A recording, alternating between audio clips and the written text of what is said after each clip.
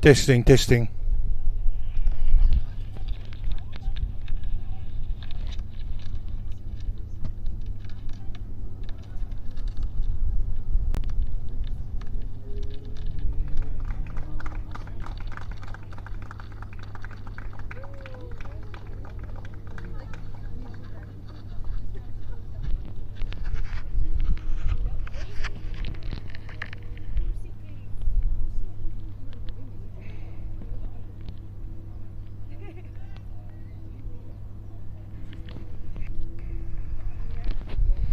Testing, testing.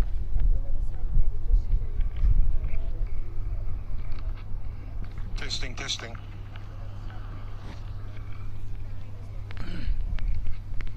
Testing, testing.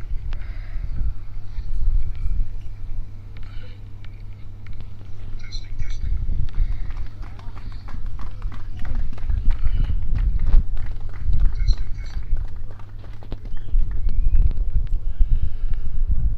Assalamu alaikum and good morning from Edgemead B Field. Today we got United Cricket Club versus Gugulethu in the Ama 20 fixture. Gugulethu won the toss and they've elected to bat. Some changes to the United side. There's a debut for Adib Levy, the promising high school Rondebosch boy. Was a hard-hitting middle-order batsman and a capable middle-order bowler. We've also got a debut for Mahmoud Isaacs, who's the younger brother of Rafik,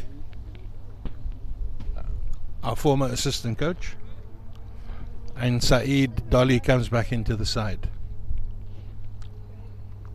We commentating again from Edgemead, where the conditions are a bit blustery this morning. There's no clouds, but there's quite a lot of wind, and it's going to be tough into the wind today. However, as we saw last week, if you get it with the wind, the ball can travel. The umpires are ready. They're about to take the field.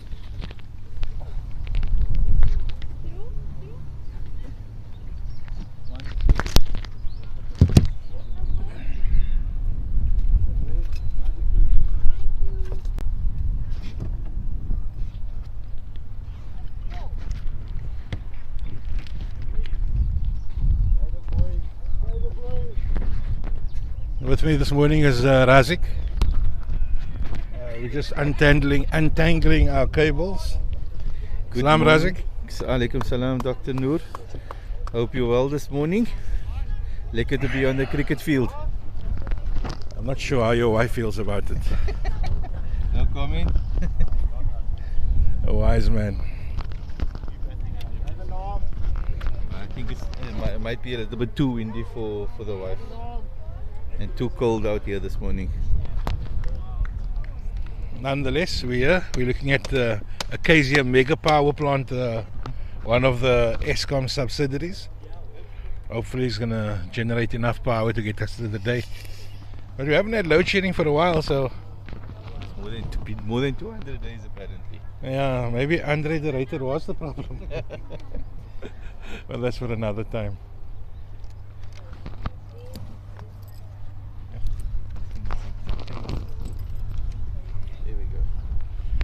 Well, we get ourselves untangled here. We don't have our wireless mics. That unfortunately didn't charge overnight.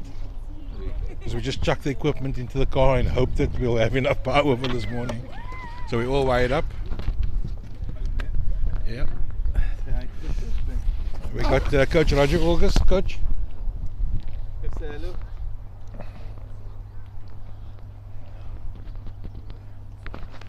Hello from a cold Edgemead B. Coach, how you been? I've been good. No complaints. It's been a bit of a tough start to the season, Coach? Yeah, it is. but we're looking to bounce back today and get back to winning ways.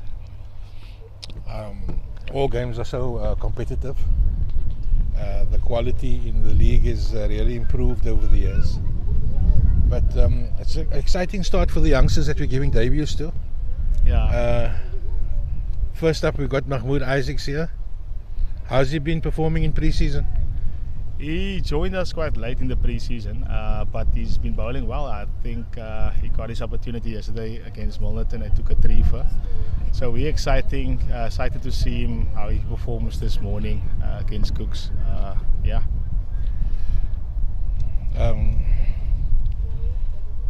The Cooks team has also been on an upward trajectory. They've had some big wins in the last few games. Notably, I think they beat Northern Gugulethu last week. Yeah. And I think last year also they had a couple of games where they were giant killers, if memory serves. I think they beat Milnerton, or not Milnerton, Northern Gugulethu. Yeah, I think they beat Northern Gugulethu last year as well. Anyway, first up, Isaacs to the left hander. Oh, he bowls it in the slot and he's dispatched over long on for four. It's a great start to Gugulethu. They're actually having a good start. I think they won both the games last week as well. So yeah, it's going to be interesting to see. I think they beat Rylands.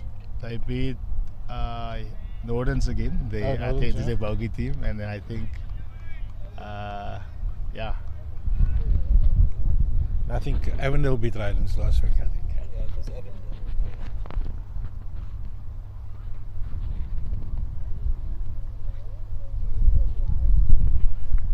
Always tough bowling into the wind. Yeah. I actually told the captain to put a stone in his pocket, but he didn't listen to me. Just to get his balance right. It's like that advert about the place kicker that kicks miss all the time. They give him a bucket of sand. No? Yeah. Just trying to get the scores going. Yeah. Oh, another classic shot, straight down. Well fielded by Yusha, mid on, and they cross for a single. Is that Anik? Oh, that's Anik. Short sleeves, elbow guards. Okay. Guys, ik even got school from. I just want to see you with. For Googs, the left-hander is Sindile Ndingi, and the right-hander is Kolo Sitwaye.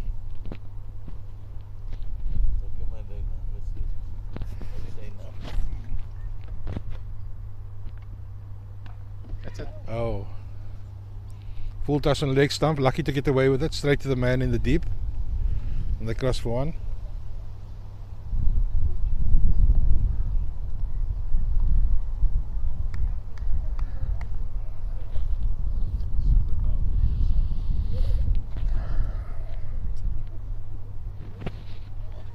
It always amazes me how well prepared these wickets are so early in the season.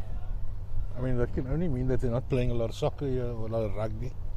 Although there does seem to be a lot of poles out here. Oh, short and wide, that has nicked him. And Mahmoud has taken his first wicket, caught that first slip. Regulation catch there, Tariq Gabriel's to his right. He'll be happy with that. Settle some nerves.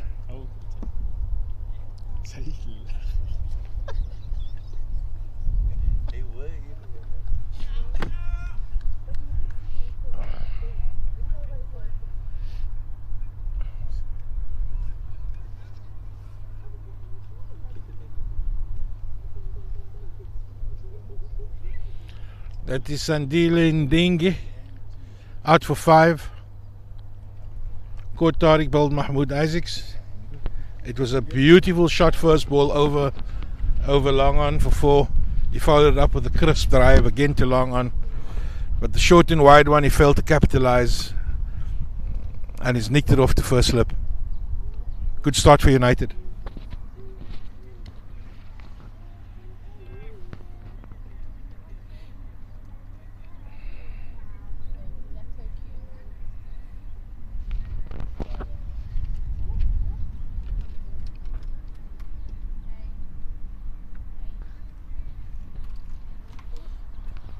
Razik, who's the new batsman? New batsman in, we've got Mangaliso Mtia. Looks like a right-hander.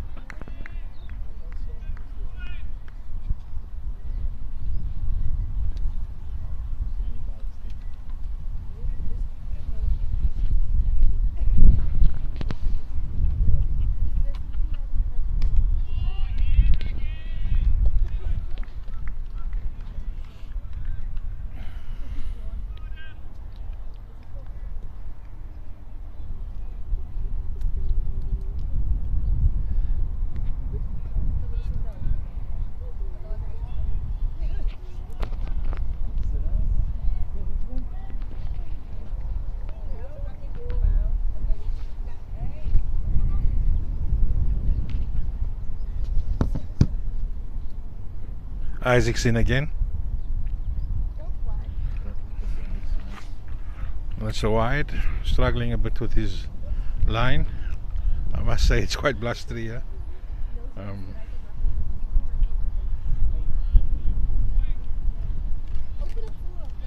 typical southeaster, Cape Doctor blowing through here.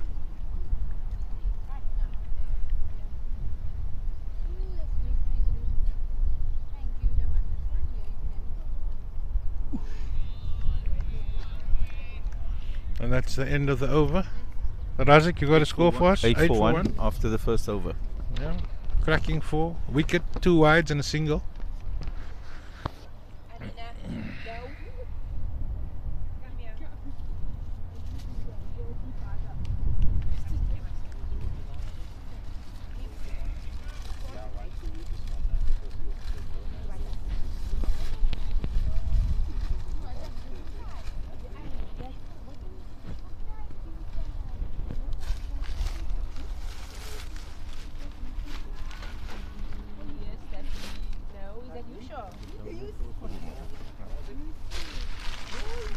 And coming from the power station end, it's Anik, short sleeve Anik Hamildin.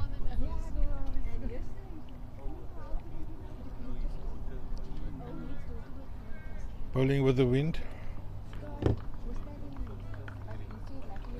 Bucking the trend of opening with 2 spinners. At least with 1 spinner. We've got post space from both ends. That's why he left. Yeah. No, they were very understanding.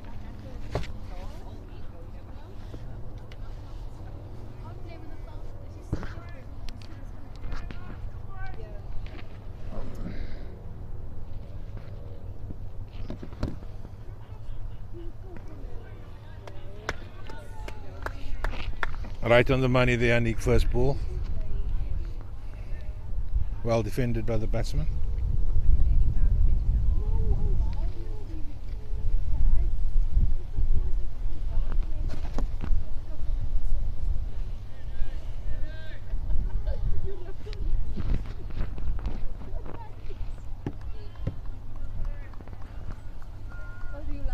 A lot of chatter early morning. The boys trying to keep the energy up. I mean, they'll be happy. It's only a 20 over game today. Short and pulled straight to mid-wicket. Tommy does the fielding. Again, the batsman's going to feel a bit disappointed with his execution. It was certainly there to be capitalized upon. But perhaps the wicket is a bit too paced this morning.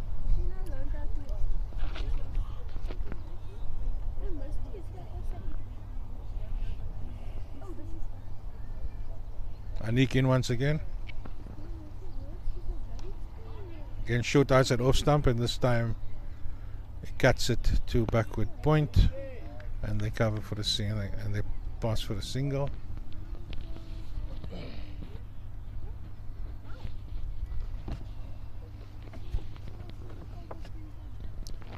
Look, I see quite a few T20 games this morning on the go. Yeah.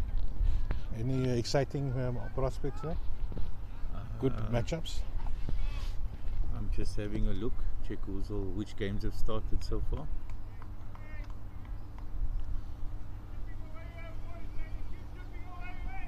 tell you a bit about that in a moment. Anikin again. Again short.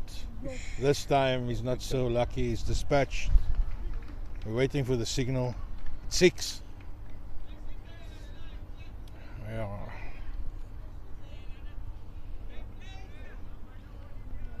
The batsman just showing his other opener how to dispatch that.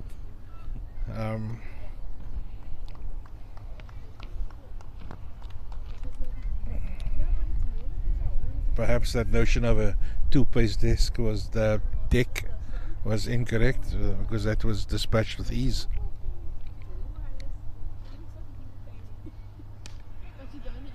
And this time full and driven through to extra cover where the fielding is done on the boundary and the batsman crossed for 1.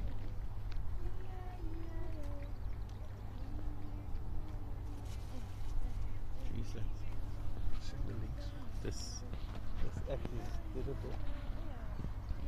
Takes forever.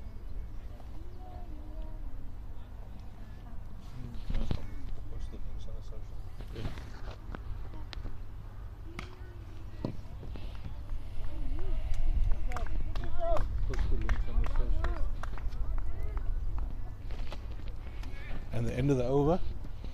Doc, I see we got Avondale playing Pinelands this morning.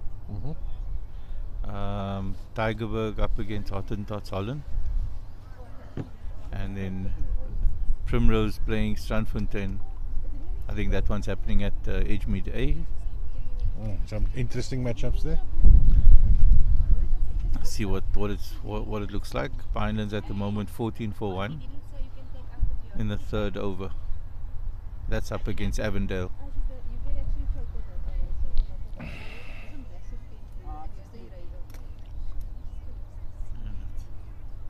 The other match that started is the one between Hottentots Holland and Tygerberg. Hottentots Holland 17 for 2 after 2 overs.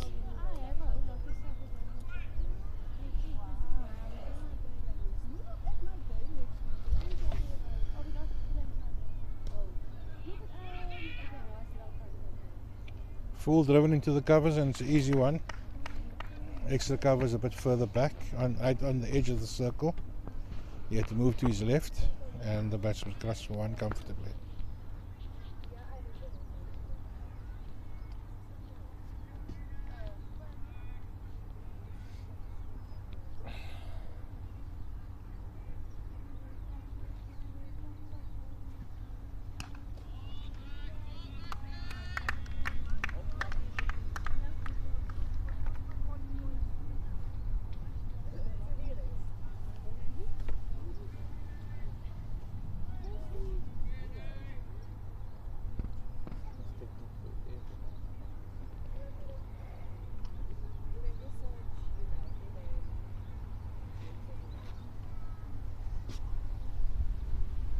Mahmoud back in again. Oh, what a shot!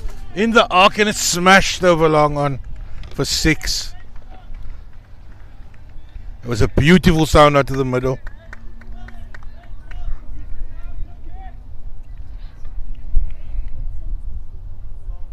And that's 6. And the score? Score update, we got 23 after 4-1. 23 for 1 after 2.5 overs.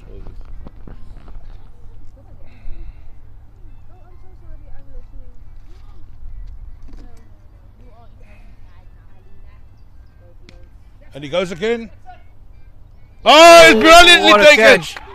Wow. Adib Levy, welcome to United Cricket Club.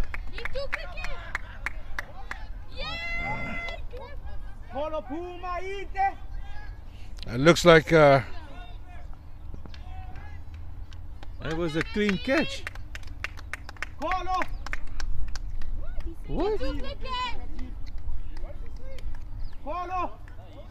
Oh. Looks like the umpires are discussing there whether the catch was taken cleanly. It looked like it was.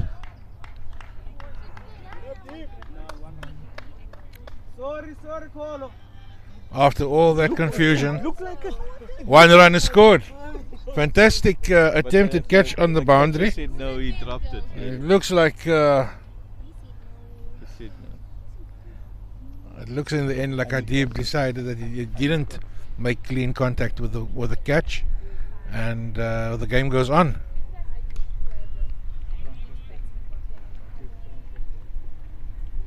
There's one down to mid-wicket of an inside edge. On this app. Score. I'll give you the update now. So I'm still getting used to this new app that we're having to use. Yeah, Cricket South Africa has launched a new app, so all the scoring is now on their app, and unfortunately it's a bit slow. We've been spoiled by Web Sports for the last few years. It's been giving us excellent service. But it swings again, Mahmoud. This one is going to fall in no man's land. Cook's batsman certainly going hard at the ball, making life extremely difficult for the debutant. But he was close to picking up 2 sticks there. He's also been smashed for a 4 and a 6 so far. So our score update 26 for 1 after 3. 26 for 1. There you have it. It looks like Anik's going to continue from the other end. A couple of bowlers warming up. Wali Khan looks like he's warming up.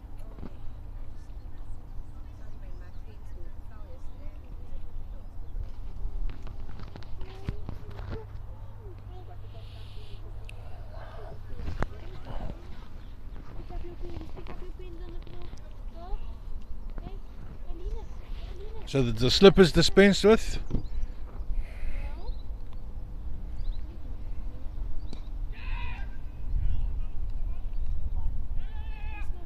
A lot of clean striking of the ball this morning, and it's two extra cover.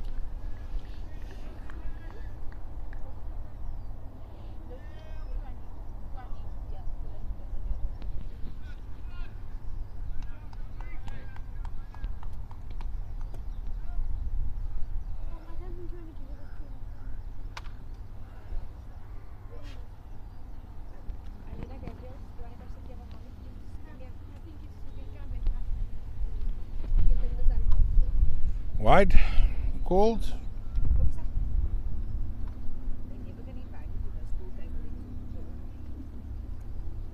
Fired from the table, Alina. Your first job. You didn't even bring mommy money.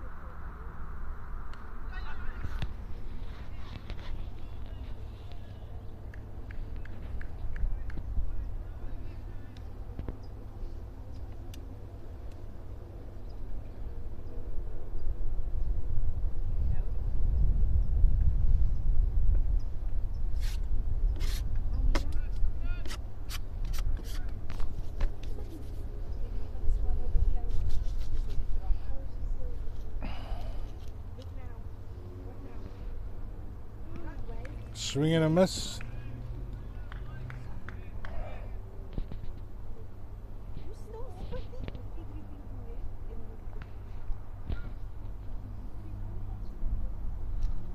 And Anik is looks like he's improved his length a bit,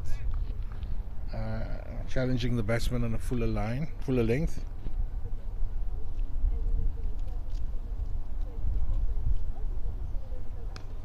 Much better.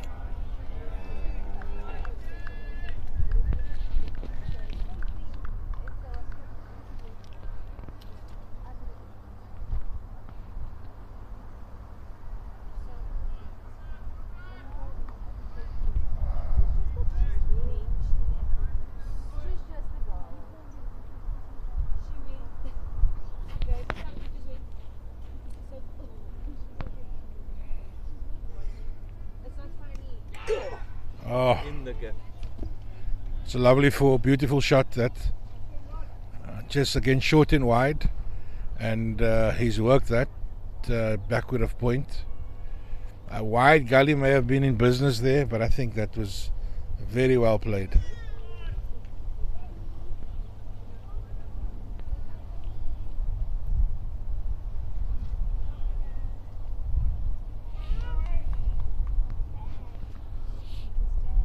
Nick hasn't bowled with a new ball for quite some time. It's been a while, definitely.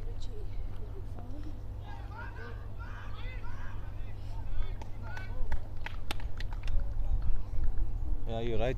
Through last season as well, didn't bowl much with a new ball.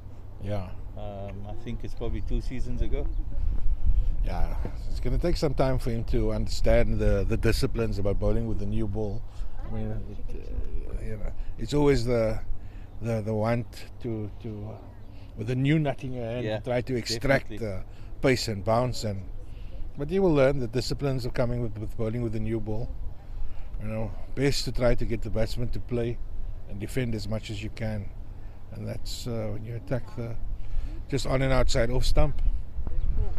Width and length is a luxury that the batsmen nowadays are really looking for to exploit. Yeah, definitely. Especially in the short format of the game. So it's crucial up front that our new ball bowlers find their disciplines. I was quite surprised that we didn't go with a spin again with the option with the new from the one end. Yeah, it has worked for us in the past. Something that we've executed well over the years. But again, you just need to understand your personnel that you have in the field and whether they can extract the disciplines. Wali Khan with a no ball first up. I didn't quite catch that. Was that a beamer? Or? That looked like a looked like a beamer. I think he's No it's a ball, no free ball hit up. free hit. Yeah. Just an update on the score. It looks like we're on 34 for 1. Gugulethu 36 for 1 after 4. We'll give Wali the benefit of the doubt. It looks like it slipped out of his hand.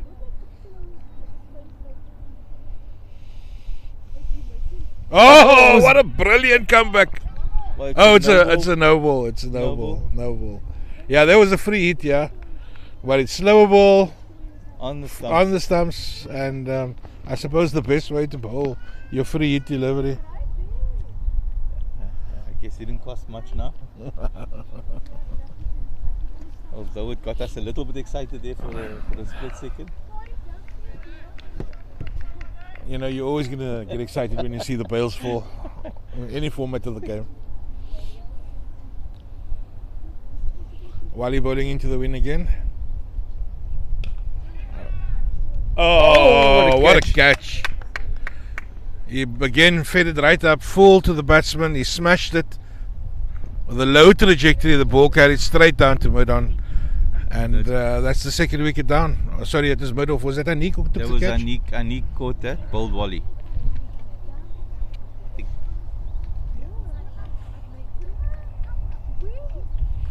And that's the end of Mangaliso Mtia. He scored 13 of 12 balls and he hit a 4 and a 6. He hit it cleanly. Wow. Very cleanly. Clean striking of the ball this morning.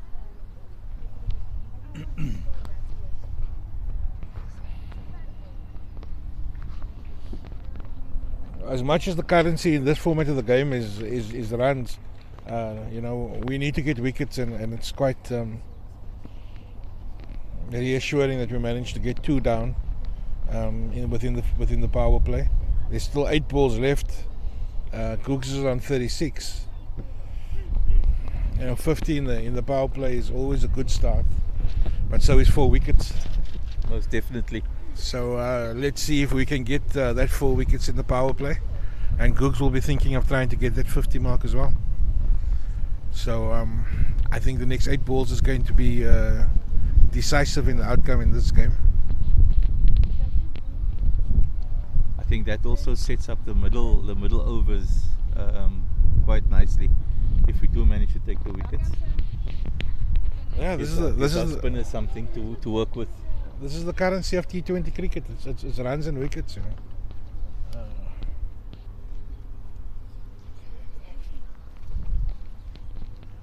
We got Yusuf Abrams here. Yusuf Abrams, come talk to us.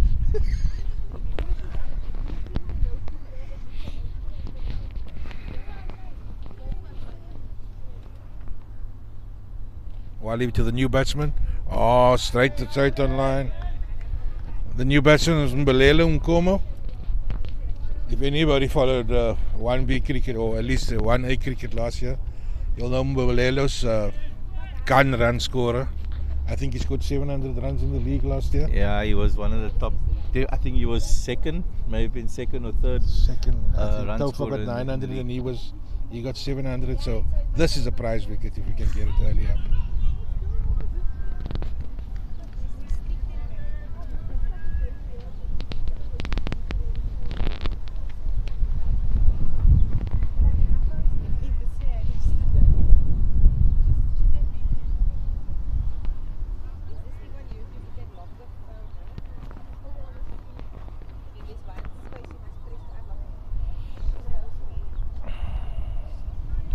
We also got a Vets game coming up this week. Primrose against United. More about that in a second. Khan coming in. Oh.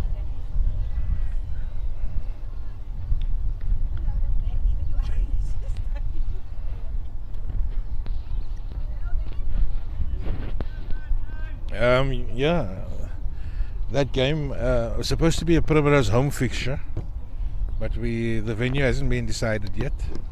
Unfortunately, our grounds are not yet ready, both ours and Primrose's. And Wali Khan has settled into a very nice line in length here after that first ball beamer. Good over from Wally. Good, he recovered very nicely. Only 2 from that over, and he's picked up the wicket.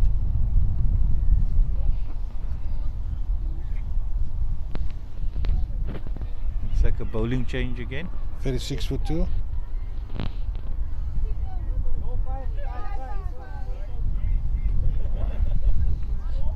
36'2" after 5 overs.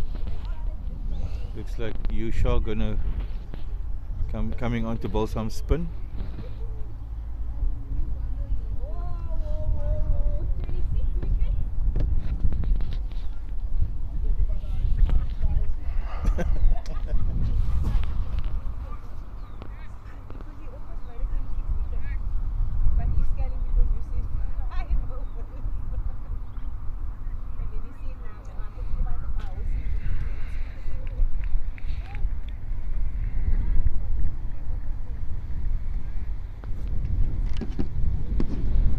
What's oh.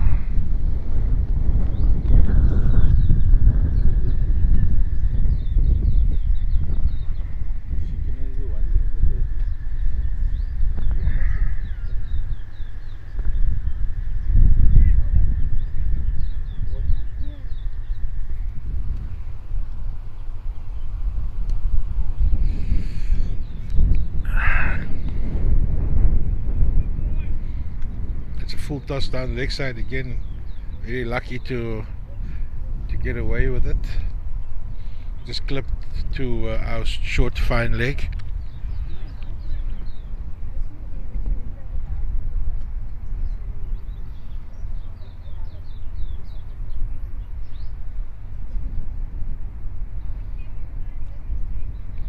Much better outside edge. Runs down. Imtiaz is quick enough to limit him to 1.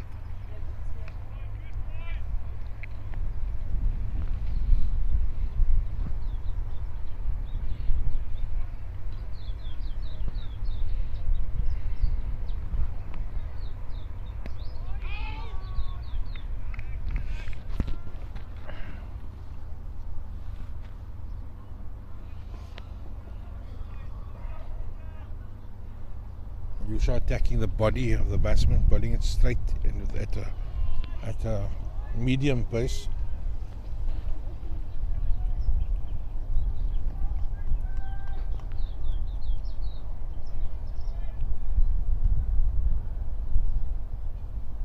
Oh! Beaten him Outside off.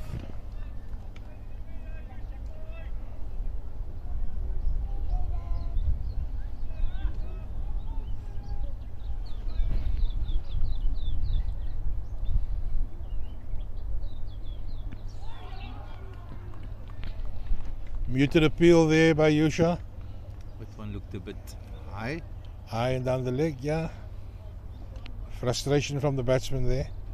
He Good. felt that he may have, he should have gotten a bit more out of that over. But 1 over, 2 runs. Can't ask for a better start. So at the end of 6 overs, the score's 38 for 2. 38 for 2. With the fall of that wicket, we managed to slow down the run scoring a little bit. But now we have the freedom to move the players out a bit. And we've got a deep square leg, we've got a cow corner, we've got someone in long on. We've got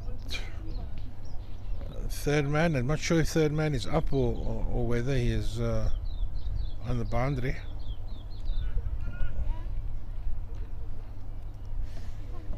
Probably a short third man.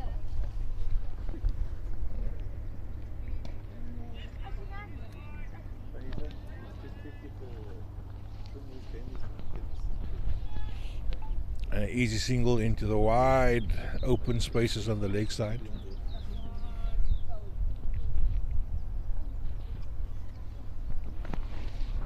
Nobody saving one on the leg side. I suppose that's the fielding set for this format, where boundaries are a premium.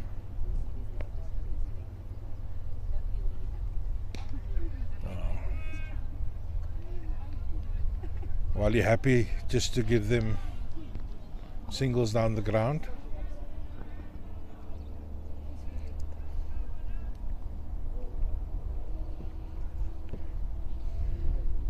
Slight change in the field. We've got a sweep on the extra cover boundary. And 3 men out on the leg side.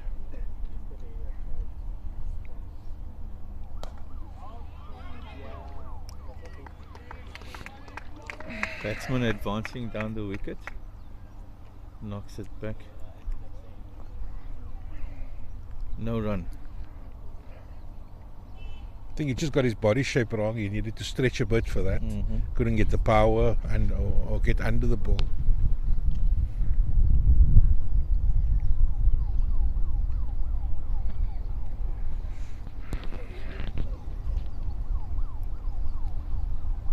Started late. Reduced much.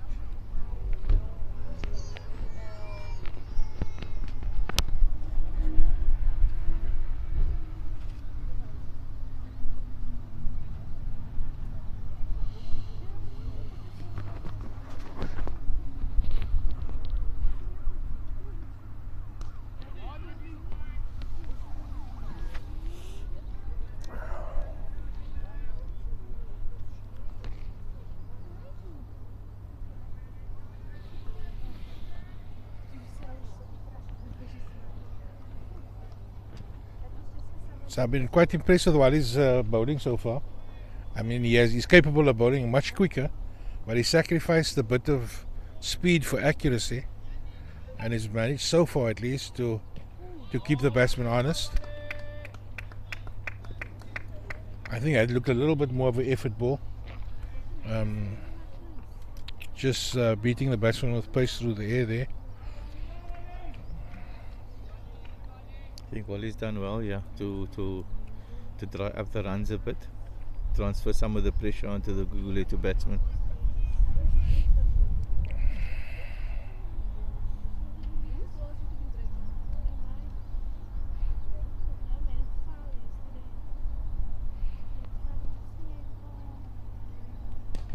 Oh, it's up in the...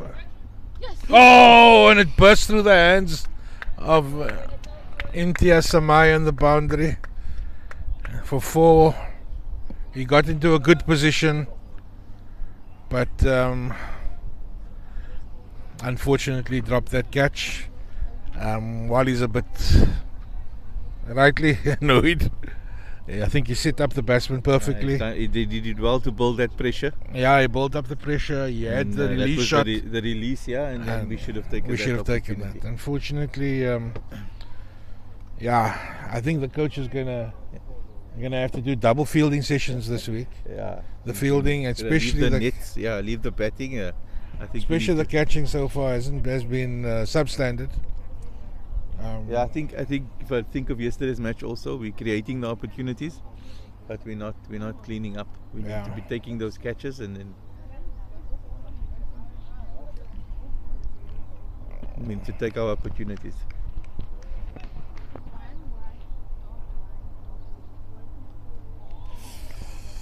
You shot continuing. Nice bounce there, beating the batsman outside off. I was listening to Sir Gino in doing the post-match interview yesterday, and how well they did it as a fielding unit. That's a fantastic ball there by Yusha. It looks like he had a little bit of purchase there, just beating the batsman on the inside, suggesting that there's a bit of turn.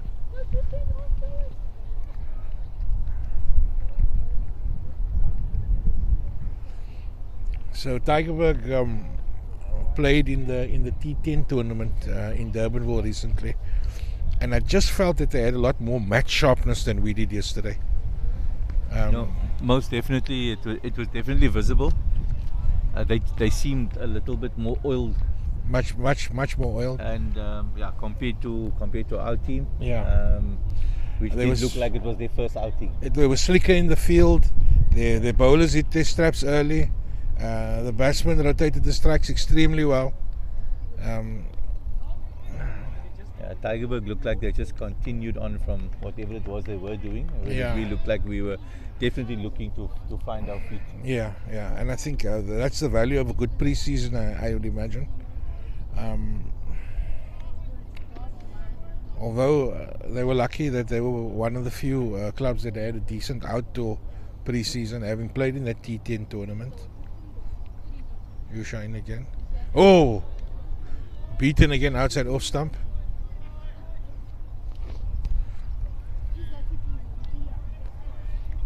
And match sharpness is something that only comes with games. So let's see how we go. Oh, a little bit more bounce there. Definitely creating the opportunities at the moment. Was that a thigh pad or was that No, that looked like back. like edge? Yeah, it looks like outside edge. Slip would have been in business. Yeah, that's very frustrating when you're standing at third, man.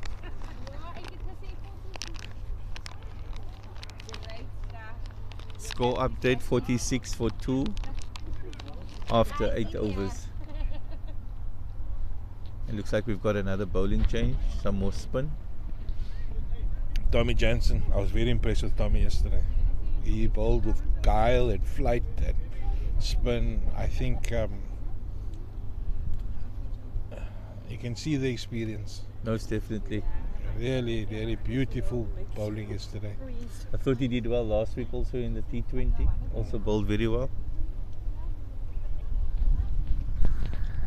But very different to Yusha's spin.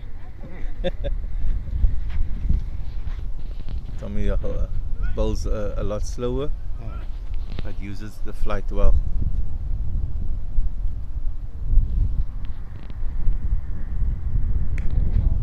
Oh, right on the money first up.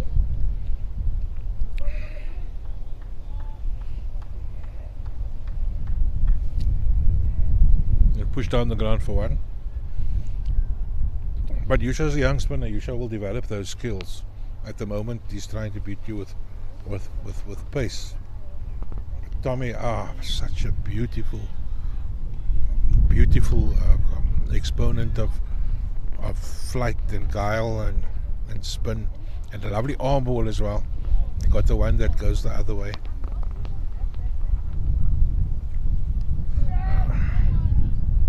Oh, what a catch there! Wonderful. And that again, that's such a beautiful execution by Tommy.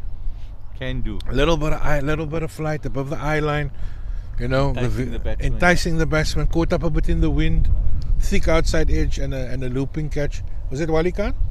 No, that was Anik. Anik, that first slip, took the catch. Second catch today for Anik.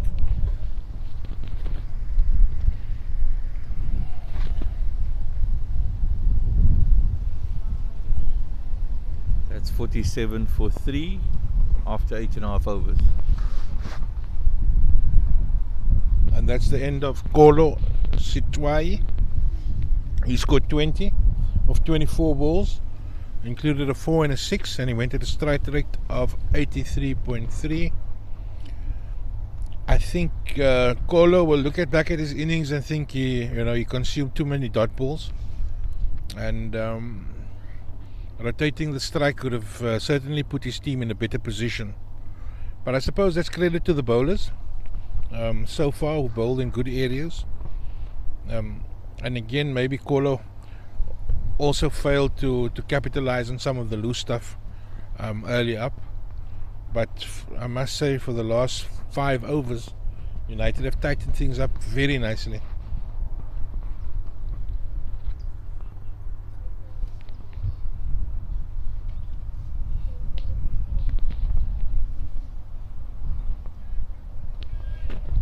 New batsman Puzi Gabada.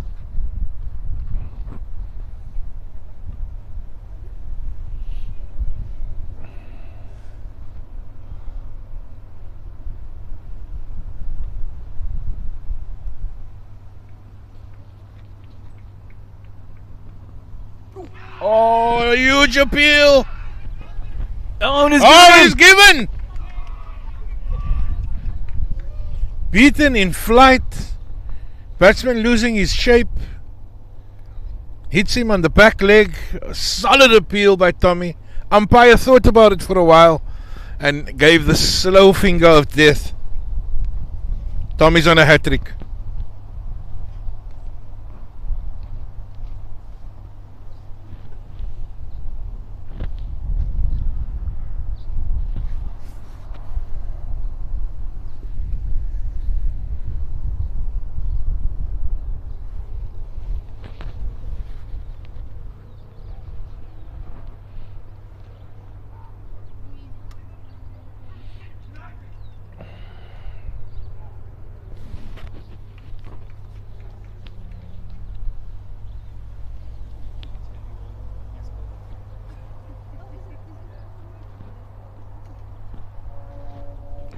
Owen Makula.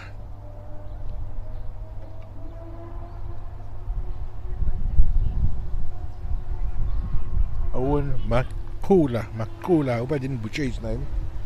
Getting all my clicks wrong here this morning. I think you got it right, Doc.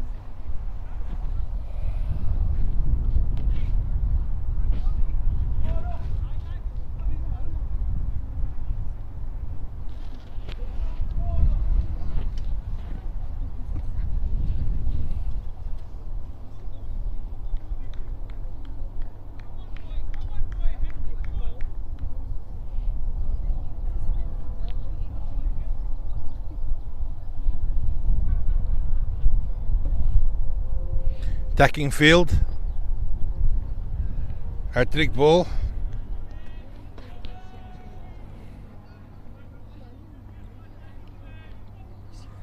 Slip forward, short cover. Trying to put the pressure on the batsman. Mid on, mid off, up.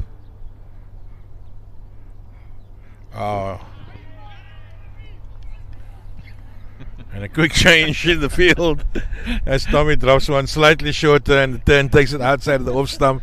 Well left by the batsman.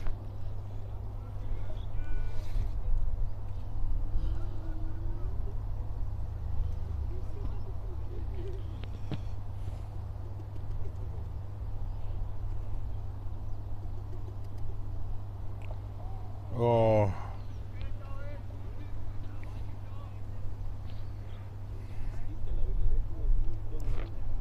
End of a good over for Tommy. Fantastic over from Tommy. Following up with the good work from Yusha and Wali. Two keeping wickets the for Tommy in that over and only 1 run. Gugulethu now 47 for 4 after 9. So considering they were 36 for 2 after 4.2 overs, the last 5 overs the handbrake came up very quickly, scoring only 11 runs.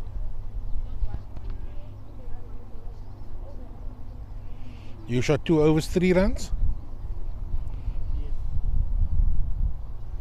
2 runs in that over.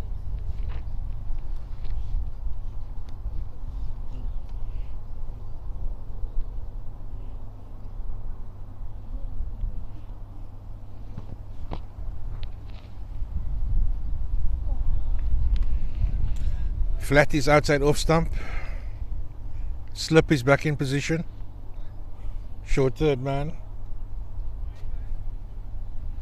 Yushan just needs to be consistent with his line. He's done very well so far.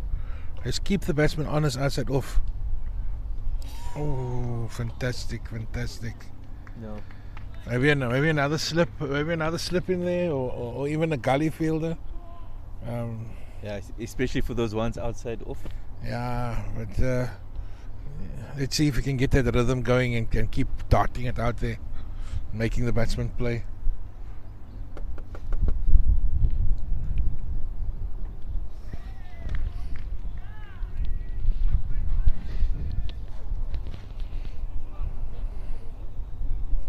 I think if the batsman hasn't seen Yusha before, he's going to think, here's the spinner coming up to bowl, and then all of a sudden it's like a medium pacer coming through.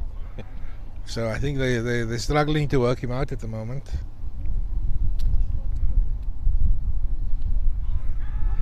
Well played. Just short of a length again. I just punched into the vacant backward point area for a 1. But an overthrow, but well covered up there by the fielders sweeping up.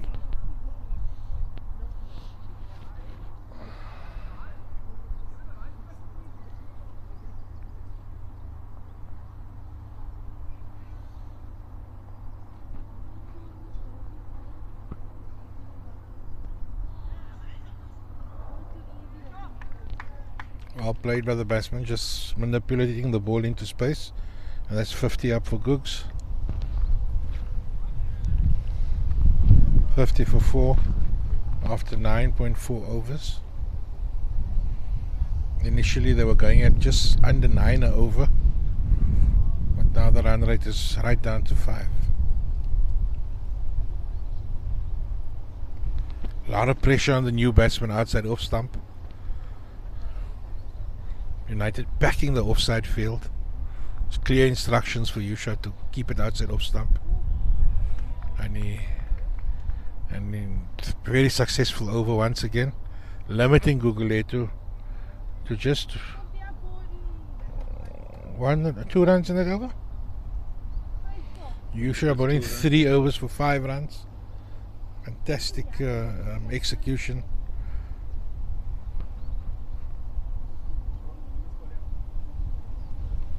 Managing to keep the new batsman on strike and feeding him wide outside off stump with a packed field. So he's got a big risk to take there. Either he blocks up the ones, eats up the balls, or he takes a chance and tries to hoik him across the line. So at the moment, he's decided to eat up the balls. Tommy back in. Oh, Yeah, what a he's going for the shot! shot straight down the ground. That was an amazing shot. Mbulelo Nkomo. He's a stocky fella, strong shoulders, strong arms. He just stood still, waited for the ball, the well-flighted, well-directed ball, and just threw the kitchen sink at it.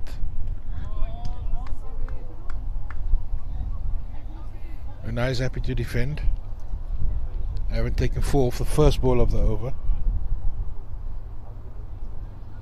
I'm sure he's going to look to try to go again.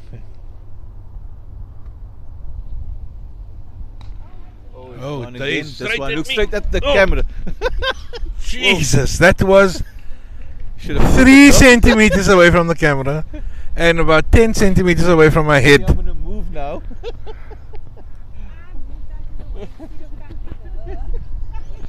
But I kept my eye on the ball all the way through its trajectory, making sure it didn't smash me in the face.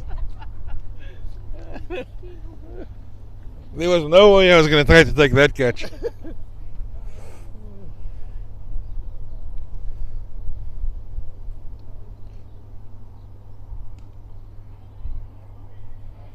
Tommy changing his style. The Yeah. intents definitely shifted a little bit from the Gugulethu batsman. Yeah, and I think it's forcing Tommy just to bowl a bit wider.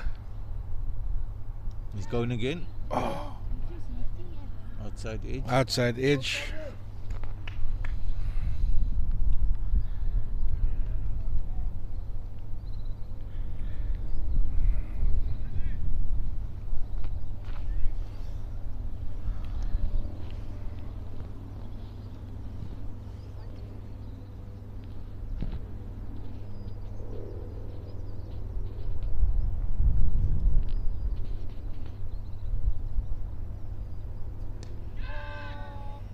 Yeah. Just that ball summarizes the different approaches by the batsman. Most definitely. Same ball. The first batsman smashes you over long on, and the second batsman defends you tamely to the offside.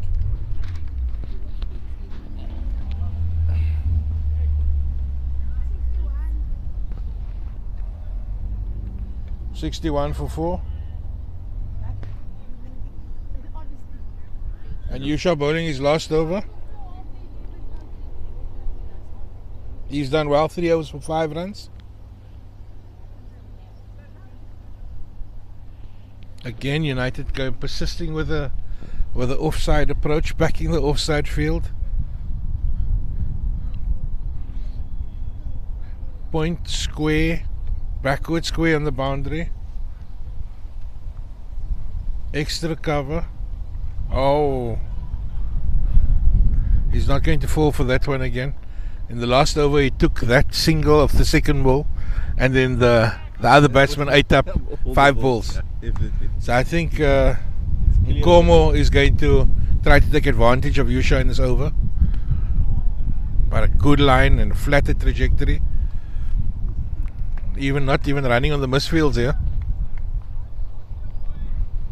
He's definitely taking the responsibility on his own shoulders. Let's see. Well defended, well defended. So no recklessness here by Mbelelo.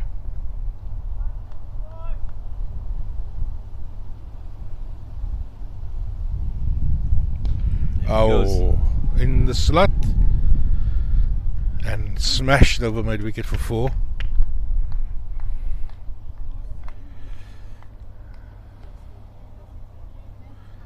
It's a fantastic shot, and it just again summarizes the differences when you're bowling to top quality bowlers, batsmen, and batsmen of the lower order, lower middle order.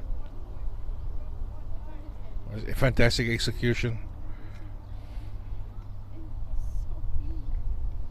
Oh, well beaten.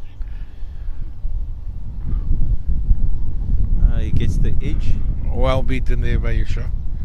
I think Mbolelo tried to use his feet to upset the bowler, but I think he only upset himself. Just he stepped back, stepped forward, but he wasn't in a position to play that shot, and was lucky the slip was back. And that's the end of the over. Great spell there by Yusha. Yusha 4 overs for 11 runs. No wickets, but the damage that he inflicted by maintaining the scoring rate is something his captain will be very happy with.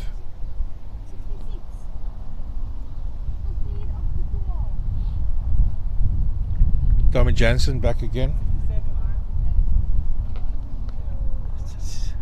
Despite going for a 6 and a 4, in the previous over. Tommy's got 2 overs for 13 runs with 2 wickets. 67. It's like 66 for 4 after 12.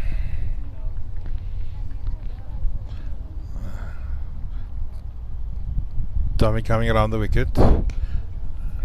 Full outside off stump. And he gives away a single down to long on.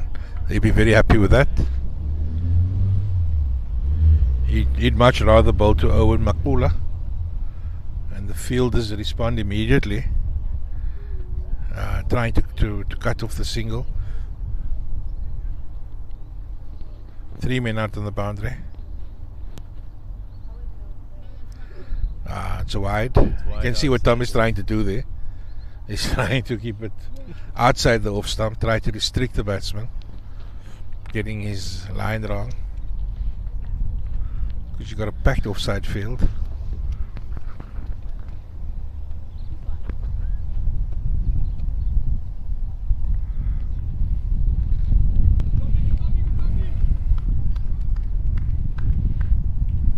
And they cross for one. Well worked by the batsman.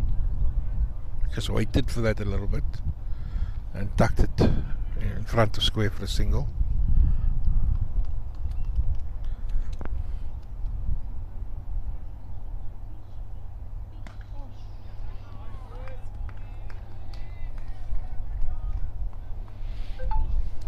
Flatter outside off stump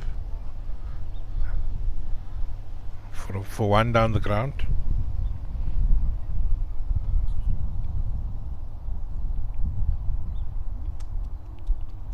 Oh, what a delivery! Oh, beaten. Little bit more flight and loop.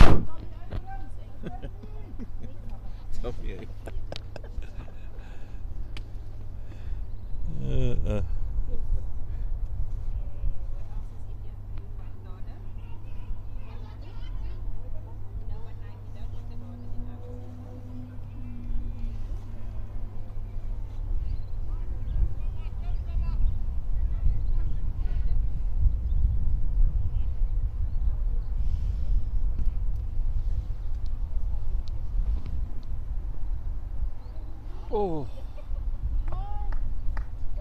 Tommy's confused the batsman, everybody on that ball. Not sure what happened there. I think he played inside edge. Inside looked edge like it. onto the keeper's pad, and they were looking for a single, but nothing came from it. But again, very intelligent bowling from Tom in that over. He wasn't as afraid to throw it up. Use his flight, control of flight and spin against the lower middle order batsman. And for Mr. Nkomo, he was more flatter outside off stump, allowing him the singles down the ground. Bowling change from the top end. I think we have him out, Levy.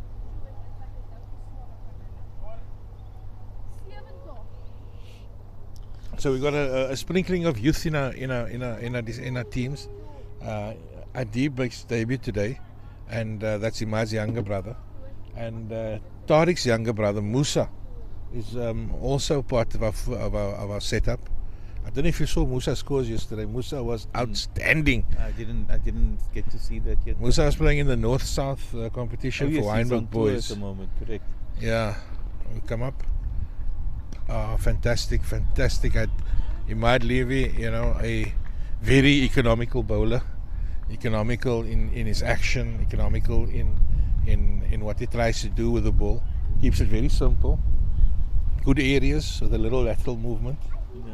Also very economical with his words. Doesn't say much. Doesn't say much. But he's coming out to Vishal. He's settling in nicely. Fantastic. Just keeping him honest. With a single down the ground. So Musa in the North-South competition, Musa scored 250s yesterday, striking at over 200. Wow. I think he scored 15 in 22 balls and 15 in 24 balls, something like that. It's great to see the young boy doing well. And we can't wait for the school holiday so we can he can come play for United. Most definitely. We also have another Debutant today, in the T20s. Isaacs. Yes, Mahmoud, yeah, younger brother of Rafik. I spoke him up a bit this morning. He also did quite well. Also just 21 years old. And nice to see the young guys getting an opportunity early on in their careers to play senior cricket. Oof. At least senior players without play umpires. Yeah, that too. And Imad just very disciplined, just on and outside off stump, keeping the batsman honest.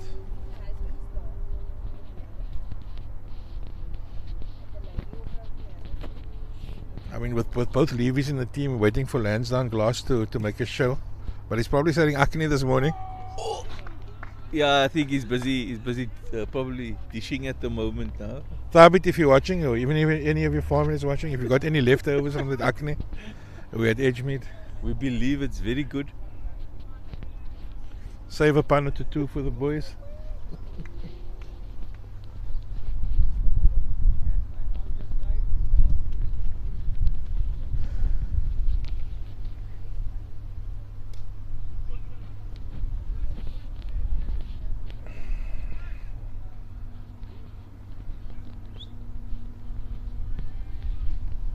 And that's a fantastic over by Mud. Great start. Great start. Line and length is such an undervalued skill, even in T20 cricket. In this middle section, when we've got support on the outside. Yes, I know. Good batsmen will pick you up, but for these conditions today, and the opposition showing respect 4 wickets down, you can see the value in it. Tommy continues into the wind. Tommy's bowling his 4th over now, so he's going to finish up.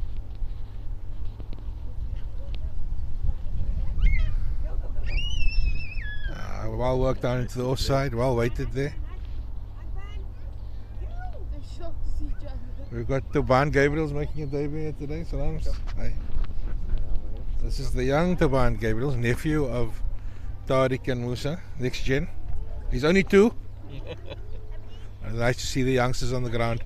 Oh, full swing at that.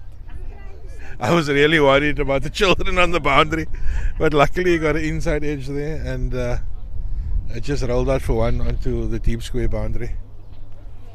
Again, changes into the field. Captain not afraid to bring the fielders up to keep the pressure on the young middle order batsman. Oh, yes. Well bowled.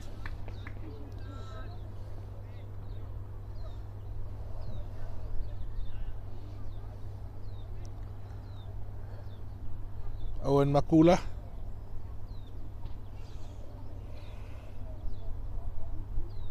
Oh.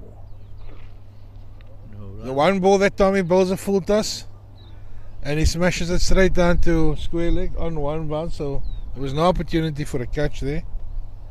But another dot ball. Owen's 5 of 20. Tries to work it down to third man, but that door's closed, and Nick doing the fielding there.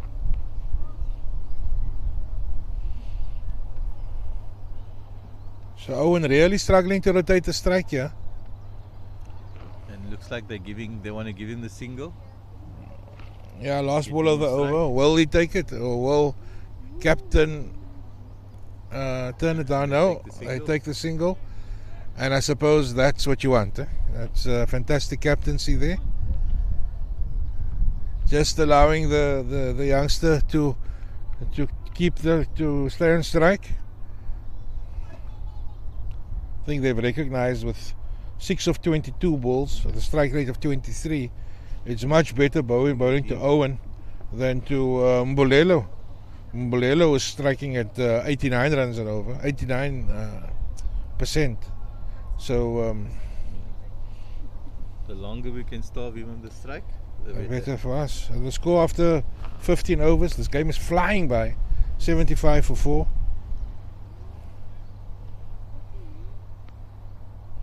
And he might into his second over. Conceding just 2 in his first. Ooh, come on, Nuri boy. And it's a wide down leg side. He won't be happy with that after we sang his praises for his previous 6 balls.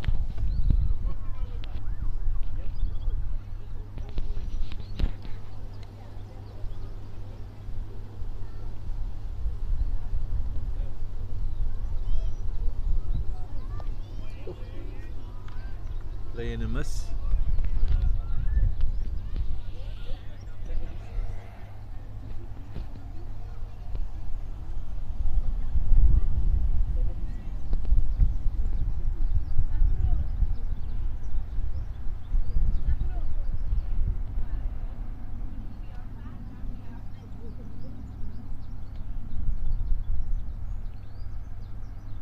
Oh. Nice comeback there by Matt, skipping it tight outside off stump.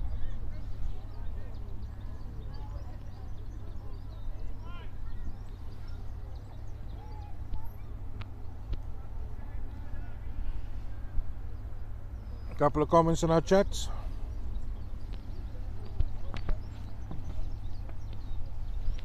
Uthman Benjamin enjoying Tommy's spell there. Oh, Saeed Dolly there in that mid-wicket area. You're not going to take him on. Very aggressive. Very quick over the field. Bats right, throws left. Confuses everyone. Yeah, me especially.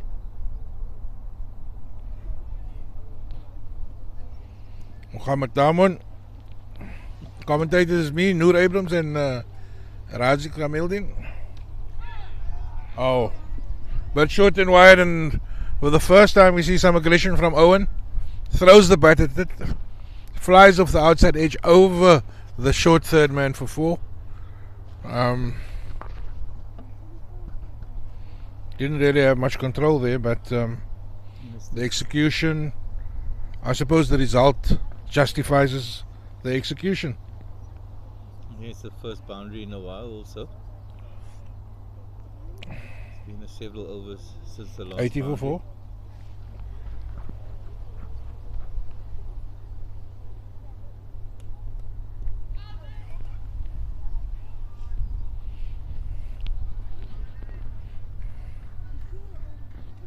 Leg by, a little muted appeal again.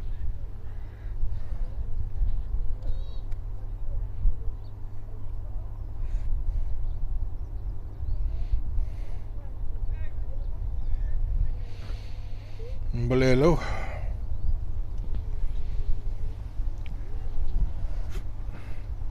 Leg side feel, all in defense.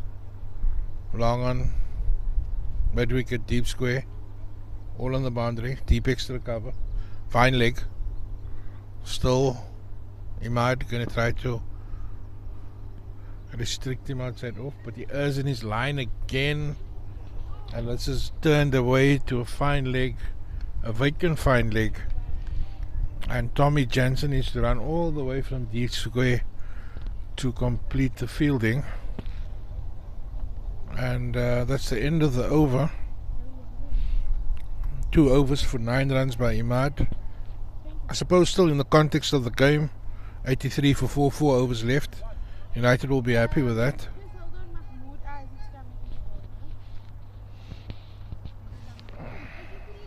Thanks to the scorer who's just informed us, there's a bowling change. Mahmoud Isaac's coming back.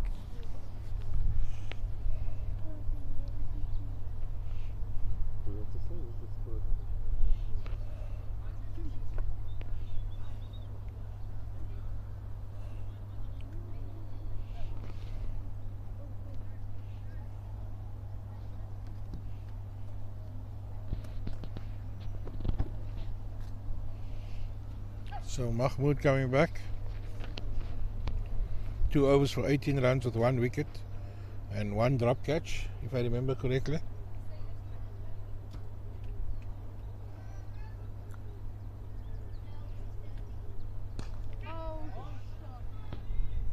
One down the ground.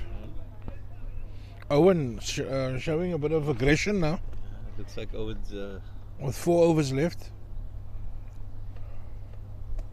Very confident shot down the ground. Mahmood is definitely going to be challenged here in this over, because I think Mbolelo is going to cut loose. There he He goes. smashes it on And the that boundary. looks like- Oh, what a a catch! What a catch right on the the boundary. Adib Levy taking a beautiful catch, controlling his body as he was literally on the boundary rope. He anchored his left foot, took the catch, and as he took the catch, his eyes immediately went to his left foot, making sure there was at least 3 centimeters between his foot and the boundary rope, and it's exactly what we expected. Mahmood bowling a length delivery to Mbolelo. He smashes him down to mid-wicket on the boundary, and Adib takes a comfortable, confident catch on the boundary, and that's the end of Mbolelo. 28 of 31 balls, 2 fours and a 6 with a strike rate of 90. Gugulethu 84 for 5 after a promising start that yielded 36 runs in the first 4 overs. 84 for 5. I think United will be happy with that at this stage. The new batsman is Omila Ndamani. Omila is another hard-hitting lower-order batsman, and if I remember correctly, is a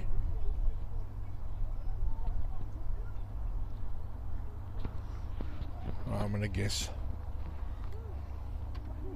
I think he may be the wicketkeeper, but I hate to get that wrong. So Mahmood 2 for 19 so far on debut.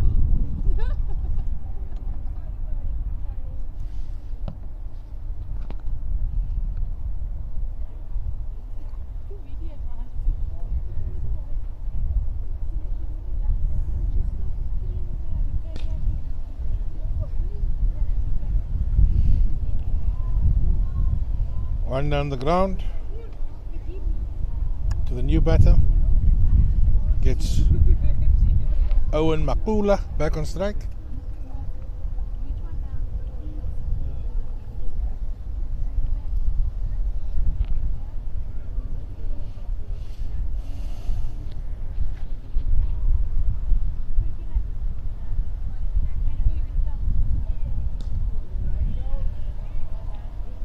Ooh.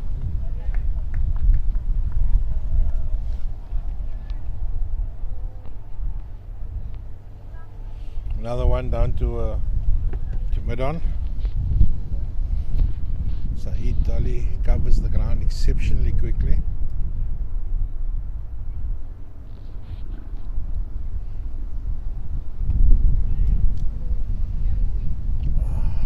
He's not going to be happy with that. It's a wide ball. It's a wide and an extra.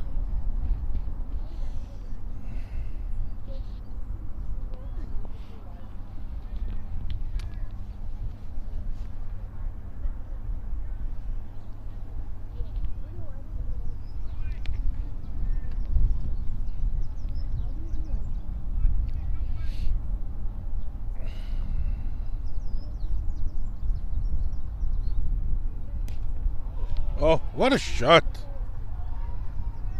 That one doesn't look like it's going Oh, to the rope. It's held up. it's in held the up. It was a thick glorious shot, you know. outfield. Yeah, it's Executed fantastically well. actually quite surprising, given how he's batted when he came in. He Yeah, started quite slowly. Owen struggled against the spin. He's taken a liking to the medium paces, and that was a beautiful shot through extra cover, but it just landed and didn't roll, didn't kick on. Quite surprising. Thick outfield.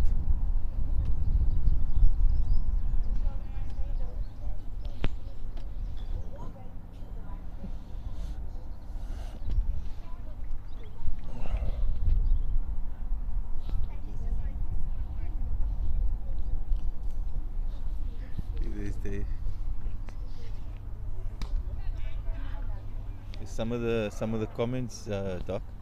They're looking for Anik, our regular commentator. They say he's probably getting the acne by Thabit at the moment. That'll be That's why he's surprised. not commentating.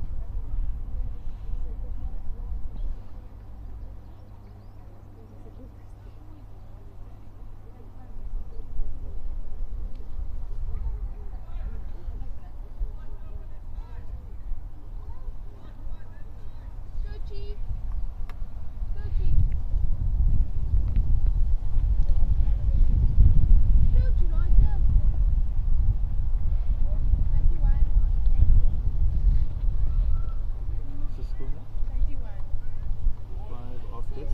91 for 5 after 17.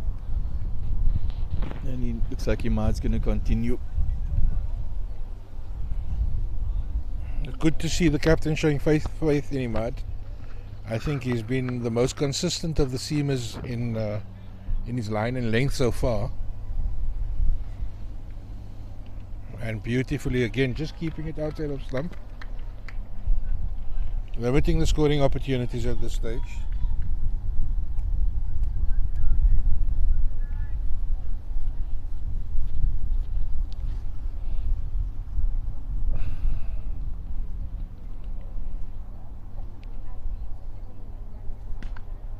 It's a bit short. And Tommy does the fielding on the boundary for one.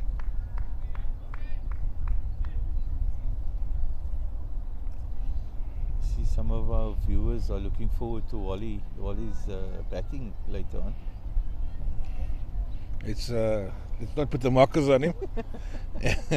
Cricket's a funny game. But yeah, if Wally gets to bat and stays for some time, he'll certainly entertain us. Fantastic. Might bowling well, yeah. Fantastic.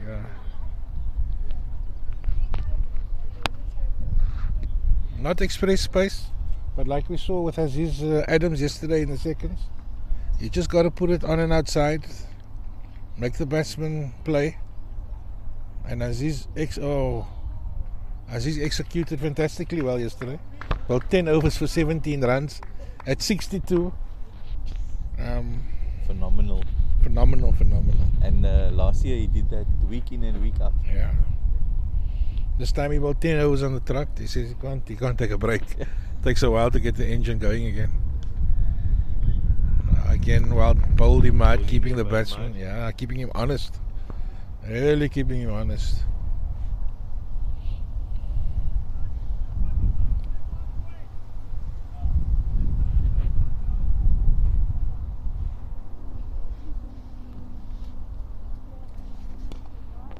Fantastic. What of a fumble on out in the deep there? Regulation fielding.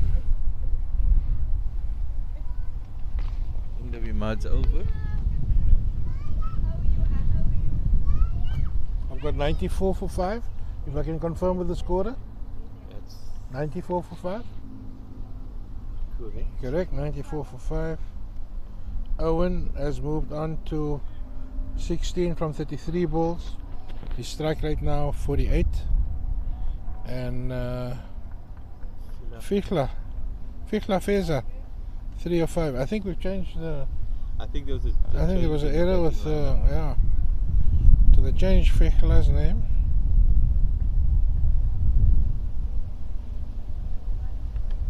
Mahmood gonna bowl his 4th over now. Second last over. Expect some action.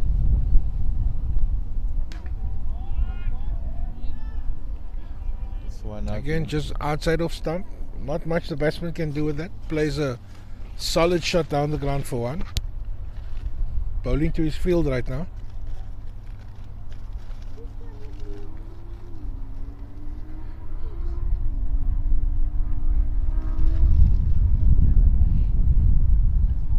And that's the end.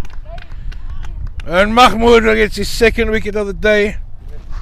Is that his 3rd? That's his 3rd. It's a nick down to Noor Gabriel's, caught behind. Well caught. Of course, that's his 3rd, yes.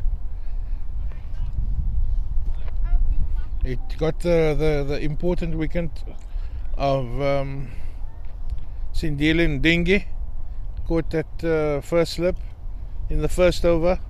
Then he got Mbolelo Nkomo in the 16th over, caught on the boundary. And that's the end of Lefeza. Caught behind for 3. And Mahmoud has taken 3 for 27 in his 3.2 overs.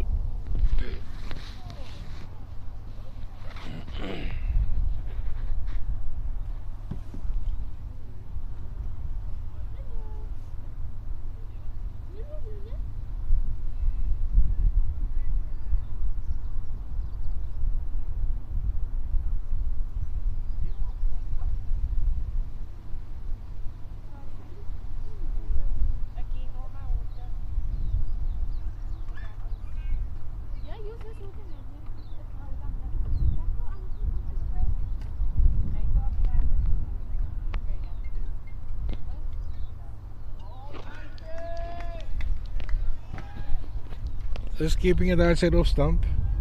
The batsman's trying to heave it over mid wicket.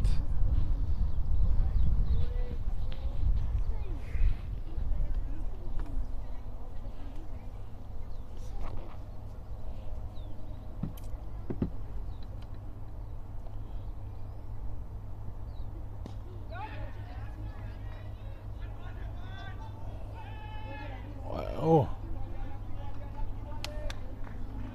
Well run by the batsman, putting the fielder under a lot of pressure there. While he actually made a very clean one-handed pickup, but in trying to return the ball, lost his balance and fell over, and allowed the batsman to take opportunity to cross for 2. It's very thick, the outfield there where Wally's fielding at the moment. Oh, what a catch! Oh, what a catch! One-handed. One-handed, and that's 4 on debut. Mahmoud. Oh.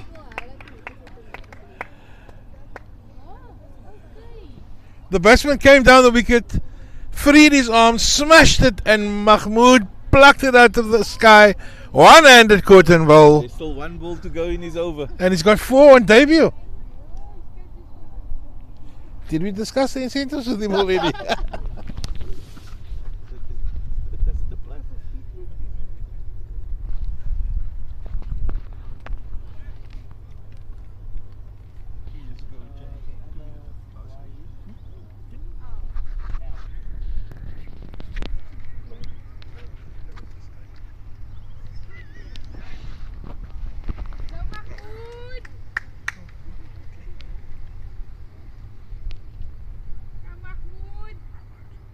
Mahmoud definitely showed up this morning.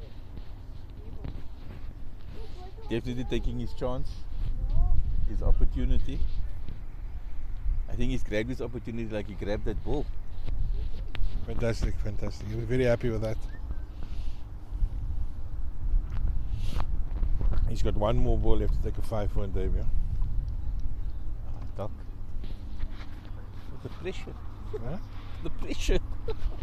The pressure's not on me, the pressure's on Rafik Isaac sitting at home. Oh.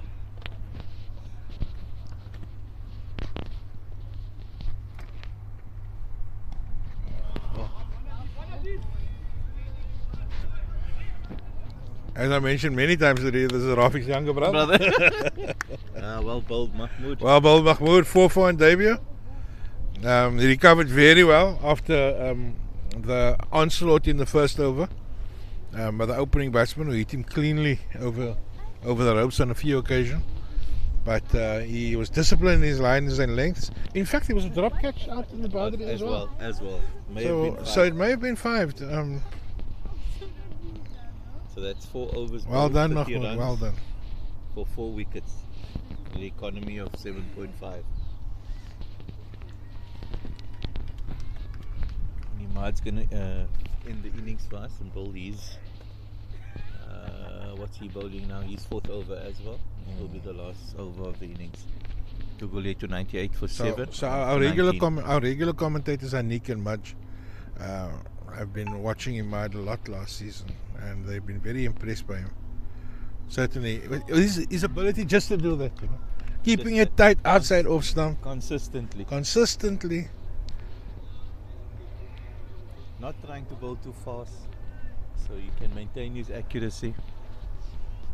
And that's what a captain wants, you know. He wants to know that he can set a field for a particular type of bowler, and for the most part, he's going to execute Gonna as get required. And Oh, as we that's speak, he drops it a little he short. drops it short, and he's turned around to fine leg, and the batsman comes through for 2. Ah, just one. Looks like just one. Managed to restrict him to just the 1 run. Are you sure? Was that 2? Oh, that was 2. Oh, they were thinking of a 3rd.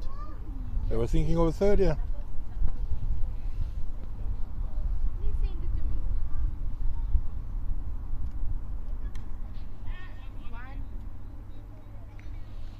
Just the 1. Three balls right on point at the death. You know, singles, 2s. I think we'll take that any time today. Gugulethu's reached the 100 mark. 101 for 7.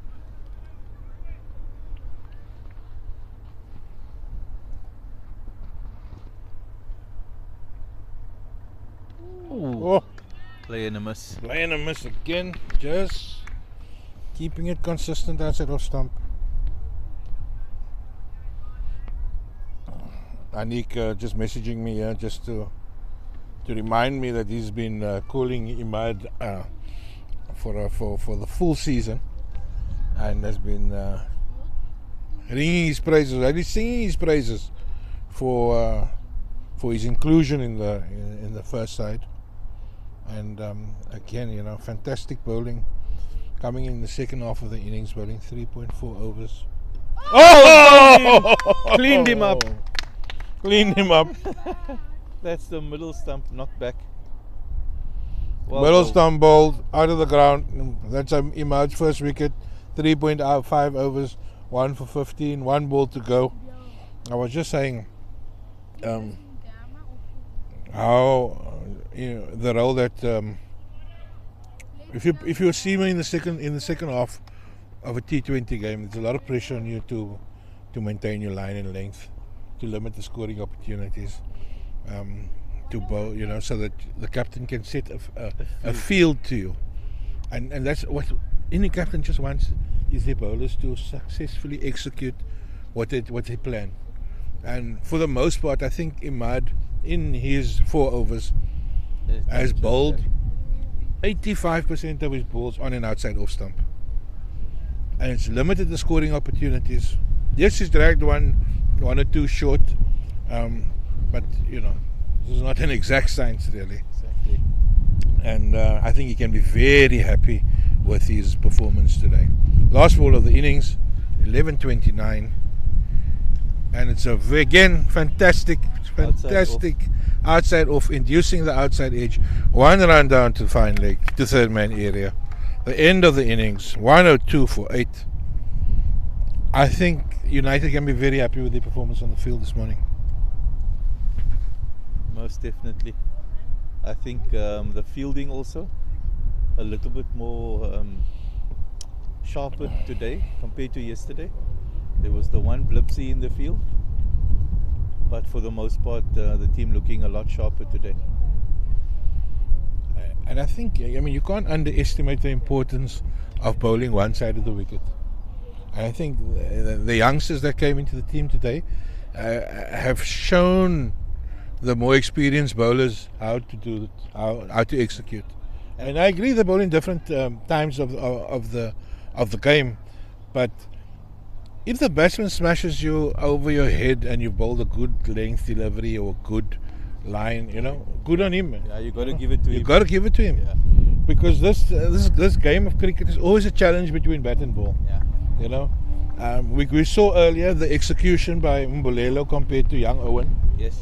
where Owen was defending the balls from Tommy, and when Mbulelo got into the position to execute, he just used his strength and experience to muscle the ball over the ropes. Yeah. So as a bowler, you've got to try to give yourself the best opportunity to take wickets and to maintain the scoring rate. And as a batsman, You've got to try to give yourself the best opportunity to defend your wicket Correct. and maximize your scoring rate. So that's always the challenge of cricket. End of the innings, we're going to try to get Coach Roger or maybe the captain to give us a few words. Coach Roger always says to us on the bowling line and length is that if you're doing something and it's working, don't change it. Yeah. Just keep doing what you're doing, as Imad has showed. Keep doing what you're doing. I appreciate the batsman is going to have a go at you, and sometimes he's going to come off, and sometimes he's going to get caught on the boundary. But it's up to the batsman to take that risk. Mr. Umpire, come have a seat here. Okay, maybe we can get your insights. How are you doing? Take the mic. Huh? No, the umpires, it's like, this is not the FA Cup, guys. The umpires can give us the opinion on how the conditions are. Umpires are elected to give us a chat here. Where's Anik? Anik is having a good chat with his team. The boys just getting some welcome refreshments here, getting some fluids into the system. Saeed, how are you? Alhamdulillah, take the mic there, have a seat. Have a seat. I mean, you a law student or you a lawyer? Oh. I'm not about the spotlight. Oh no, okay. The guys are a bit reluctant to maybe Noor, come have a seat. Maybe you as a wicket keeper were the best position to give us some analysis there. Come have a seat. So we got Noor Gabriels here, our wicket keeper, and he's going to give us some insights. Noor, happy with 101? Yeah, I think it's a good score to chase down. Yeah. Short boundaries, the wind blowing, and the wicket playing quite well. It moved a bit, but other than that, bounce is good. Everything else is good. Early on, it looked like the wicket was a bit too paced. Especially with the new ball, I saw some short balls, some of them going very easily, the batsman getting on top of them, smashing it, and others they're getting bottom edges.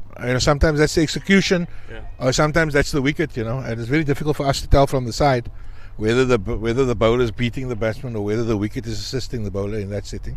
What is your take on the wicket? I think in the morning it was a bit sticky, and then when this dried up a bit more, then it became more consistent. Bounce was more consistent. Yeah. There wasn't a lot of assistance in the morning off the pitch. It was more out of hand. But I think it's a very good pitch. I think it's a very nice pitch. What do you think about our young bowler, Mahmoud Isaacs, on debut? I think taking 4 wickets? I think he bowled very, very well. He was consistent. His first over was a bit nervy, but after that he was consistent. I think he bowled a good line. Leg side was the short boundary, so he kept it. He was consistent outside of, and that played. He took 4 wickets. So and the other one that impressed us here from the side one is Imad Levy. Yeah, that is just outside of hitting the same spot. Over and over. That's all you need. It was fantastic. It was great. And then Yusha was very economical in that middle order. I think yesterday he would be a bit disappointed bowling so many full tosses, but today he was a bit more accurate. I think yesterday I had someone watching him, so he was a bit nervous. Oh, okay, all right. But today he was certainly back on the money. On top of it, medium pace off spin action. Yeah. But but I was happy to see Imad bowling at the death. He certainly looked, out of all the seamers, to have the one with the most control. Definitely. And I'm happy that the captain entrusted him with that opportunity at the end. Just will certainly build his confidence and help him for the games in the future. Yeah, he bowled very well today. So yeah, we're very happy with him, and all our bowlers actually very happy. No one had a bad day today. I think everyone was on top of it. I think the Cook's batsmen at the beginning, they rushed. They had a fantastic start. They got up to 36 for 1 after 4 overs, and then they lost some wickets in clusters. You as a top order batsman, and what advice and how do you think you guys are going to approach it? I think the same, using the field, the short boundaries, the wind blowing in one direction. I think using that. We obviously played here last week, so we know the conditions quite well. So I think going hard in the power play as always, and then if it comes off, and if it doesn't, we can build again from there. So any insights into the top order? Are we going to see Wali Khan opening the batting again today? Definitely, that's what we all came here for, to see Wali Khan go over. I think the comment the watchers, or at least the viewers out there, and the comments have all been coming about they want to see Wali Khan bat. So I think let's hope he doesn't disappoint. We all know this game. Yeah. This game, one day you're up and the next day you're down. But Wali certainly hits the ball cleanly. I think he just trusts his ability and he has a clean mind. So that's just him. He doesn't change up. And I think the benefit from Wali, he's been playing a lot of cricket. Yeah. He certainly seems a lot sharper in his execution with the bat. Yeah. So if he comes off, it's going to be a short game. But if he comes off well, it's going to be a lot of entertainment for us and for the viewers. Yeah, it's not just swinging that's happening. He's actually thinking before he plays the ball. So there's thought behind his play. No, I'm sure. I mean, we saw last week his execution was measured, but very ferocious. Definitely. I park behind the side screen. I'm hoping that the side screen will give me my car a bit of cover. I think everyone should move now, but let's hope it goes quickly. But he's certainly been an exciting addition to the team, and we hope that we're going to see a lot more from him this season. It's always going to be a difficult one about how to use him. Yeah. We know in the T20 he's definitely going to go up front, but in the 50 over game, should we start him as an opening batsman? Should he come down in the order? We saw his friend Sohail Rana from Ottomans being very effective in the lower order for Ottomans last season. In fact, basically won them the league. Yeah. I mean, his contributions last season was amazing for Ottomans. Literally dragging them over the line by on more than one occasion to set up multiple victories for them. So if Wali Khan can do the same job for us, secure that lower middle order and get chase down tough targets, we'll be in a good position. Yeah, I think in the T20, obviously this is his game. So opening would be perfect for him. But in the 50 over, he's a very good finisher. And I think we trust him to finish off fast after a good start from our top order. Before I let you go, just tell me a bit about Tommy Jansen. Because from the side, he looks unbelievable. I mean, his control of flight and guile and loop and the arm ball is really, really something special to watch. I think as a keeper, what's your views? I think it's just the experience he has. So he knows when to bowl what. He obviously has different variations. He does have the quick one. He has the one that goes the other way. He can toss one up. He can go wider. So he does have quite a few variations. But he uses it quite well. So I think that's the reason why he's quite effective. Even in T20, when players are looking to go after him, they're struggling. I think all the 3 games we've played so far, no one has been able to get on top of him. So I think that was really good. Tommy in his second spell at United, he played here a few seasons ago and then went on a journey along the various clubs in the Western Province circuit. But he's back in Warm Estate now, so he's back at the track, and a fantastic addition to the team. Yeah, we're very happy with him. He really brings some maturity to the side, and we haven't seen his skills as a lower order batsman yet. He can certainly wield the willow, but so I must say I am very happy with the experience that Tommy brings. I mean, if you consider our spinning stocks from last year and this year, having a left arm spinner with guile that brings us a bit of variety, and very happy so far. Yes, very happy. Alhamdulillah. Thank you very much, Noor. We're going to take a short break and we'll be back with you in 10 minutes at the start of the innings.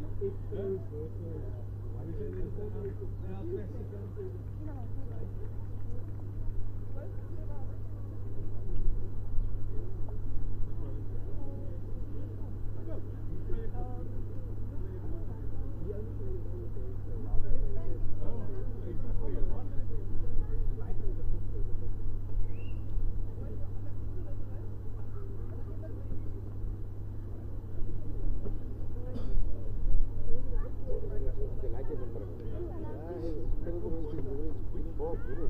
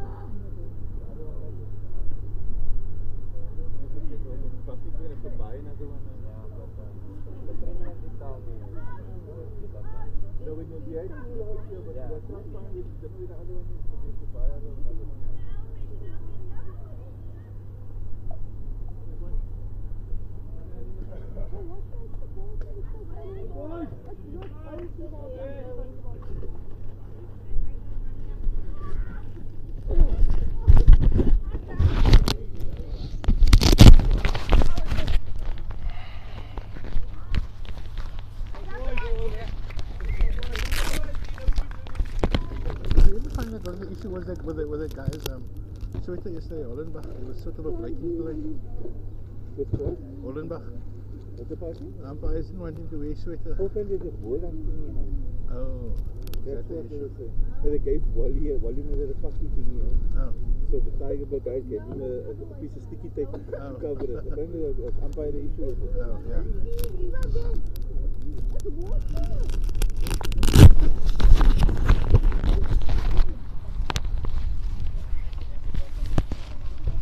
Welcome back. We're about to start the chase.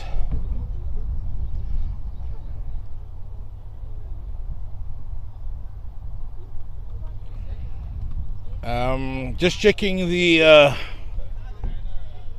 comments. Nice to see Rafik Isaacs watching the game. Yes, Rafik, the best Isaacs according to you. Yeah, I think. Certainly a lot of potential.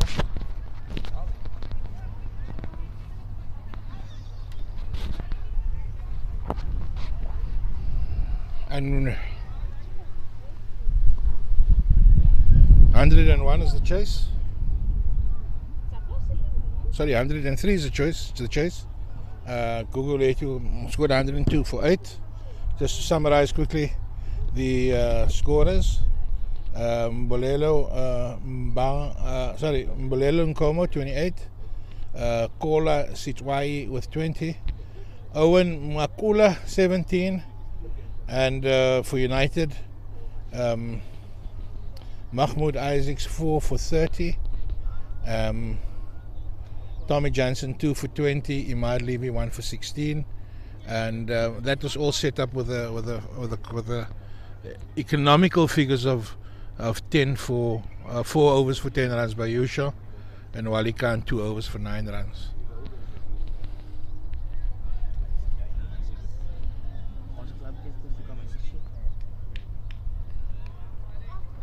So we're about to start. Wali Khan facing.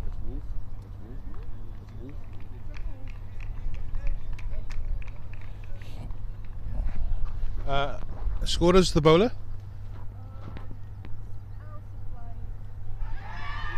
Sitwai strikes first up. Wali Khan playing back, ball keeping low, and is bowled for a duck.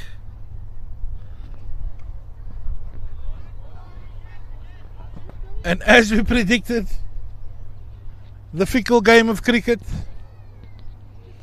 on the same field where Wali Khan was explosive yesterday.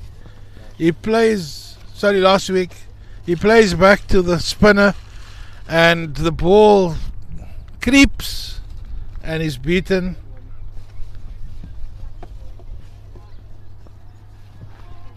And he's out first ball.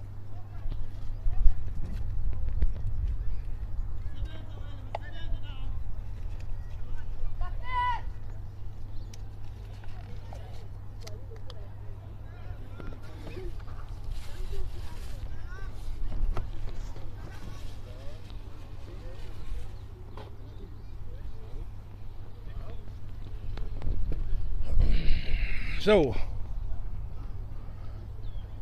a wicket of the first ball, one not for one, and Imtiaz Sama is up. Turns it to the leg side, where it's well fielded.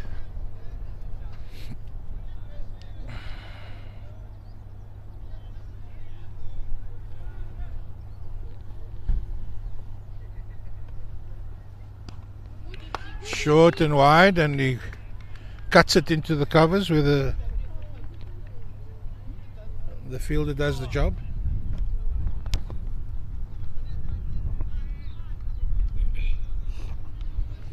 Sitwai, the slow left arm spinner.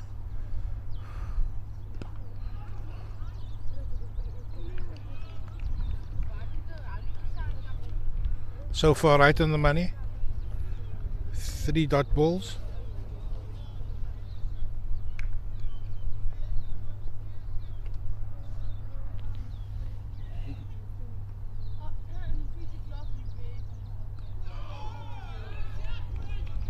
Attacking that front pad. United batsmen all defensive. With me we have Shukri, our second team captain.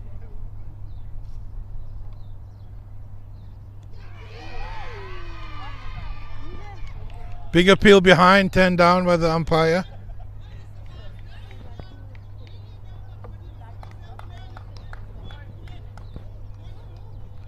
A lot of excitement by the Gugulethu fielders. They've certainly used to containing opposition batsmen. So they're going to feel that the runs on the board is enough to defend. What's your thought, Shukri?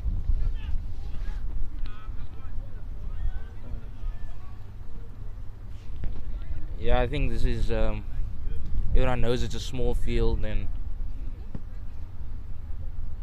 that runs are, well, we saw last week that the runs are generally easier to come by despite the slow outfield and despite the way that the pitch is playing. But with their high energy and consistent bowling in the first over, hitting their areas, bowling to their field, I think they might believe that they just have enough on the board at 102, and if they can stick to their basics, stick to what they can do well, they can put up a real fight. It's going to be interesting to see how the United batsmen approach this. As you say, the outfield is thick. There's not a lot of value for ground strokes. But they're going to have to take some risks if they want to propel the scoreboard. And I say that, and Tariq plays a beautiful drive down the ground.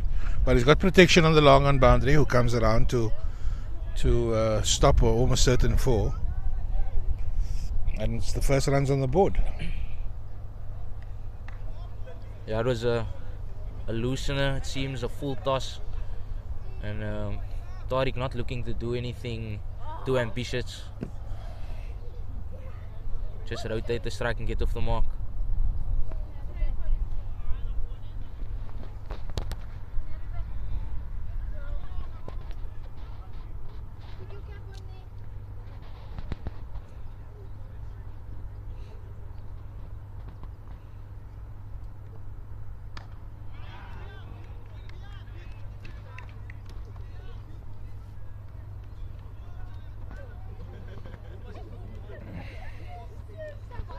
Again, just it looks like there's still a bit of sponginess in the ground.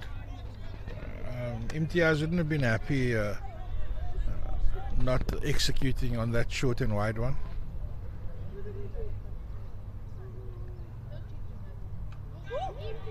Oh, I think that hit him in the head. Umpire just doing a mandatory check there. Everything seems okay. yeah. Also the signal for the bounce in the over. So yeah. So the bowler's Funa, Mr. Funa.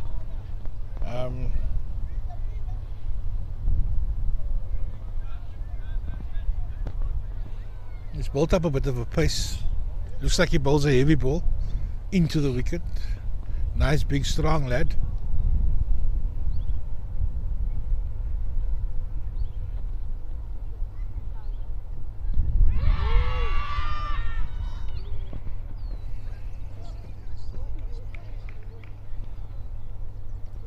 It's the pad, big appeal again. No luck this time.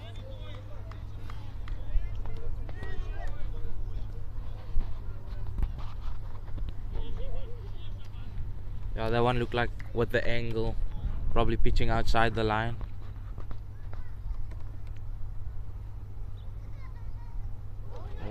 Swing and a miss. Suppose that's the end result of pressure. Some good pressure being applied by Gugulethu batsman. Yeah, I think after those first 3 loose balls, a full toss and then 2 short ones, he got away a little bit with it, and he's now hitting those good areas. Imtiaz getting a little bit impatient, trying to heave one of a good length.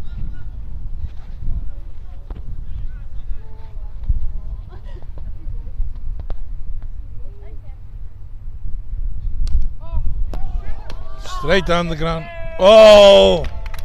He beats the fielder on the boundary, and the umpire signals for. Oh, the umpire initially signals 4 is corrected by the fielder on long off, who signaled the 6, and that was an effortless shot, beautifully executed, straight down the ground. In fact, hit the side screen just over the rope. There's not much space between, maybe a foot between the rope and the side screen, and he managed to execute that 6 with it bouncing just over the rope.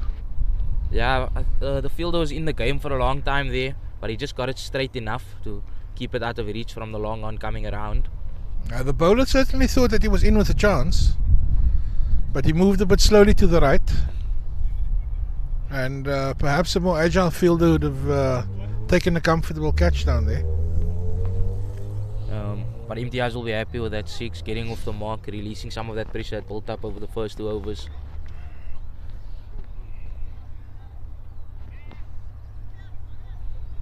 Score 7 for 1, 2 overs bowled. We have Sitwai coming in again, the left arm spinner who took a wicket of his first ball. This time facing Tariq Gabriels. Defends comfortably. Big stride.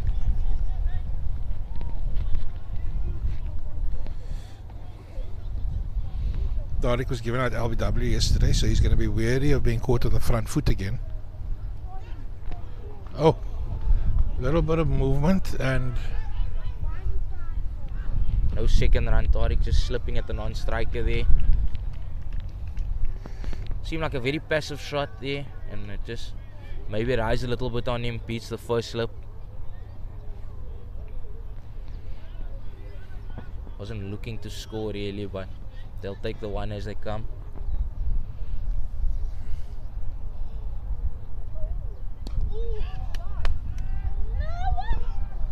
But confusion here with the batsman.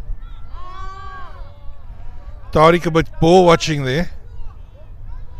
Imtiaz running to the danger end there is certainly entitled to be calling for that one. Tariq a bit leaden footed there, and I think they're lucky that they averted a run out. I think that ball's a little bit too full. Imtiaz made good contact, and there are certain times when you hit a good shot where you feel like you deserve at least one. So he might have been a little bit over eager to go there, even if the one was available. It's a replay of the previous ball. Tariq this time smashes it straight down to the middle fielder. The left-hander, of course, middle fielder, and this time no run. But you make a good point if you observe the follow-up ball there, Shooks. This one slightly shorter, clipped down to fine leg. They're looking for two, but the fielding is aggressive, and they managed to keep it down to a single.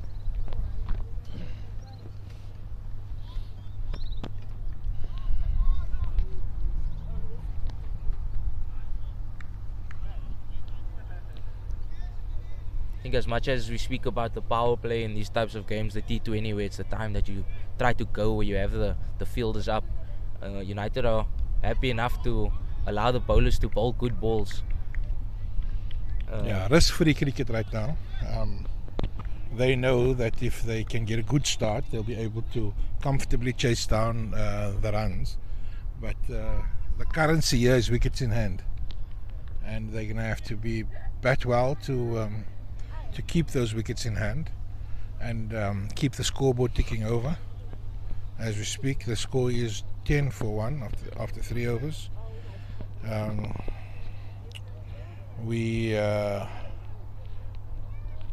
For the viewers out there, please get involved in our chats. Please like and subscribe. We'd like to keep the channel growing so we can continue to take our game far and wide.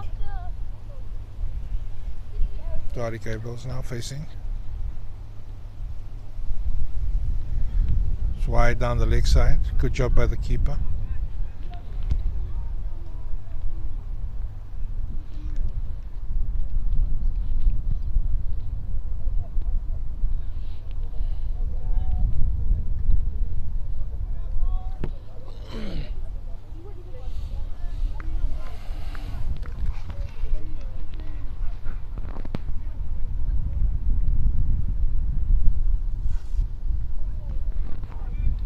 This time overcorrecting, wide outside off.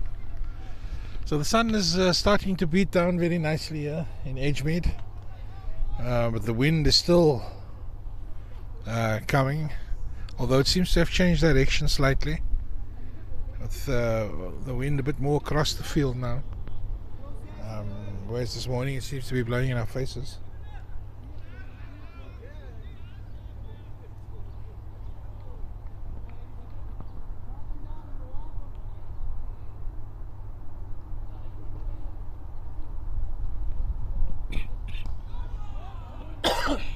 Good length, well defended by Tariq Gabriels.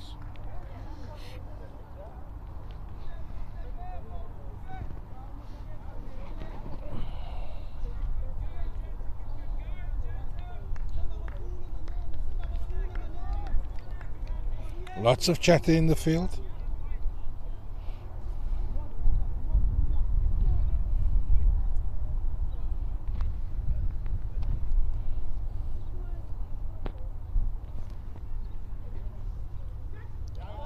Fuma straying again down the leg side. This time Tariq Gabriel's getting a faint edge down, and they turn for 3 with a looping throw from the boundary. They make it comfortably.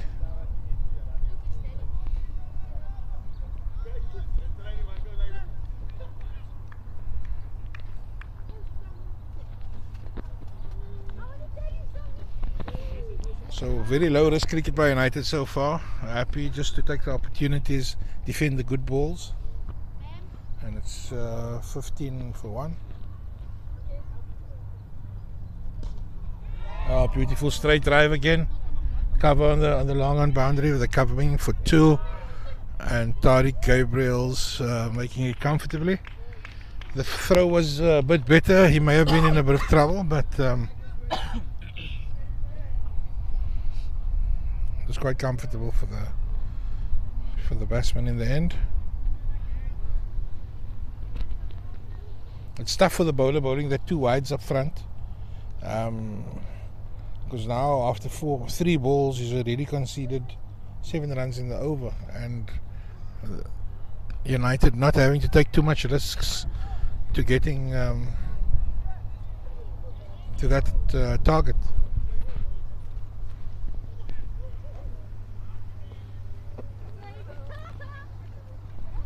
The umpire is just checking the landing of the front foot there. From the angle it looks like the bowler is well behind the line, but the umpire of course has a different view.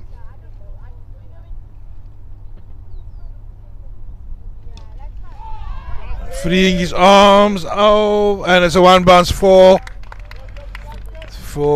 Imtiaz Samai. Just a little bit of width. He threw his arms at it. Didn't have too much control, but he had enough of contact to clean the inner rope and get the boundary. This wasn't an awful delivery. I think just with the way that the field was set, they had the long one out, they had the cow corner out, that if he could beat the ring, then he would be okay in the end, and he just got enough on it for a 1 bounce 4, and there's no danger out there. Sweeper goes back to the boundary now. Fuma struggling with his line. He's really bowled both sides of the wicket, and as we mentioned this morning, how important it is for the bowlers to bowl, one side. It helps with setting fields. It helps the captain to try to control at least the things that he can control. But if the bowler bowls both sides of the wicket, it gives the captain a very difficult task.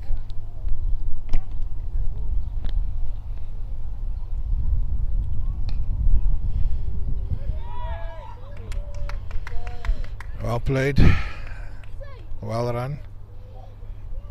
Yeah, just Imtiaz Samai manipulating the field. Obviously those 2 shots over mid-off, so he was just hanging back on the ring there, very deep, to try and alleviate that option from Imtiaz, and he just punches one down to him and they come through for a quick single.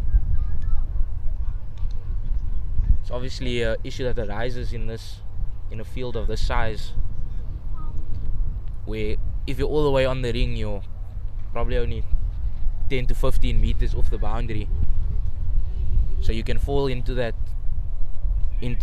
mistake of not really cutting off the boundary and not cutting off the one.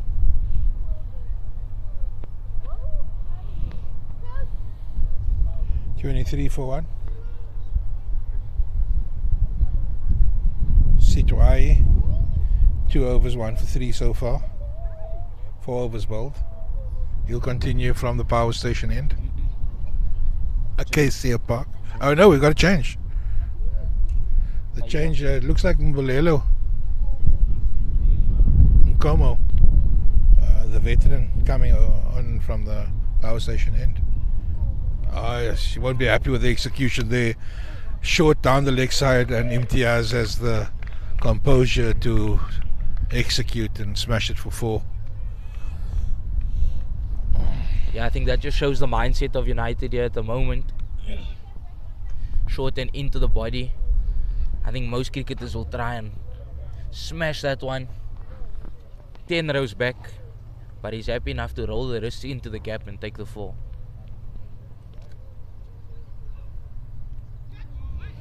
This time a little outside edge, past the slip for 1.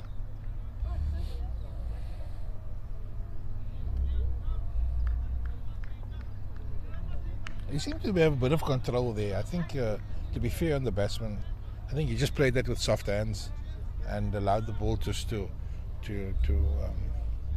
yes, so just a late hands adjustment there. I agreed. Hands adjustment, soft hands, and he just guides it but into the vacant third man area for a single. Tariq has been very circumspect so far. Again, just simple, low risk cricket.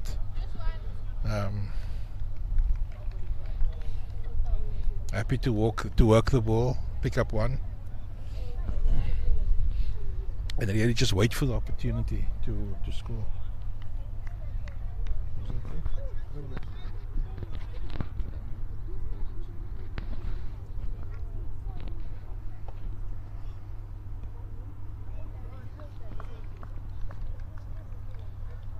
The half Chinese cut there is getting forward onto the front foot, forward defense, and it just sneaks through the batter's legs.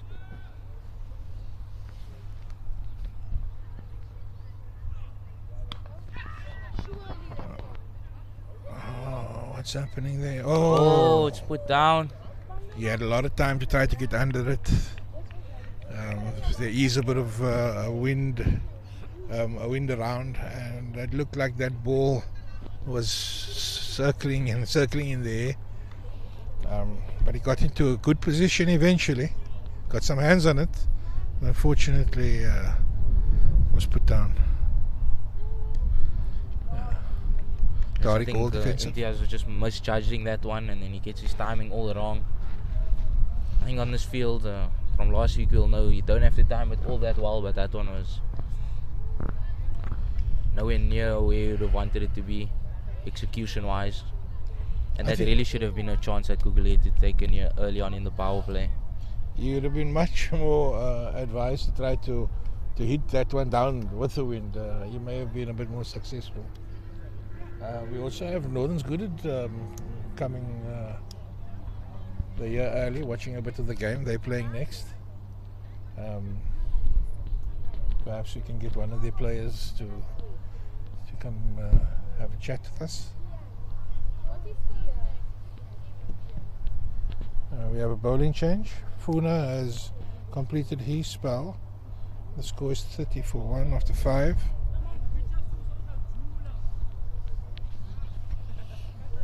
Yes, Northern's Gugulethu, of course, lost their first T20 game last week to Gugulethu in what many would consider upset. New bowlers Mtia. Of course, United have their T20 game against Northern's Gugulethu next week. So perhaps just seeing how their future opponents shape up against their past opponents and how they can, what to expect. Short, good fielding there at short third man, short fine leg. Short Imtiaz pulled it, and a reactionary save there by the fine leg fielder, because that ball did a bit. It's like a leg break, almost beat him on the outside.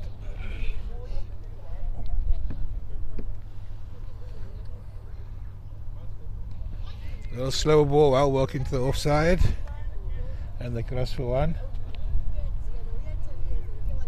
Yeah, Imtiaz just settling a little bit.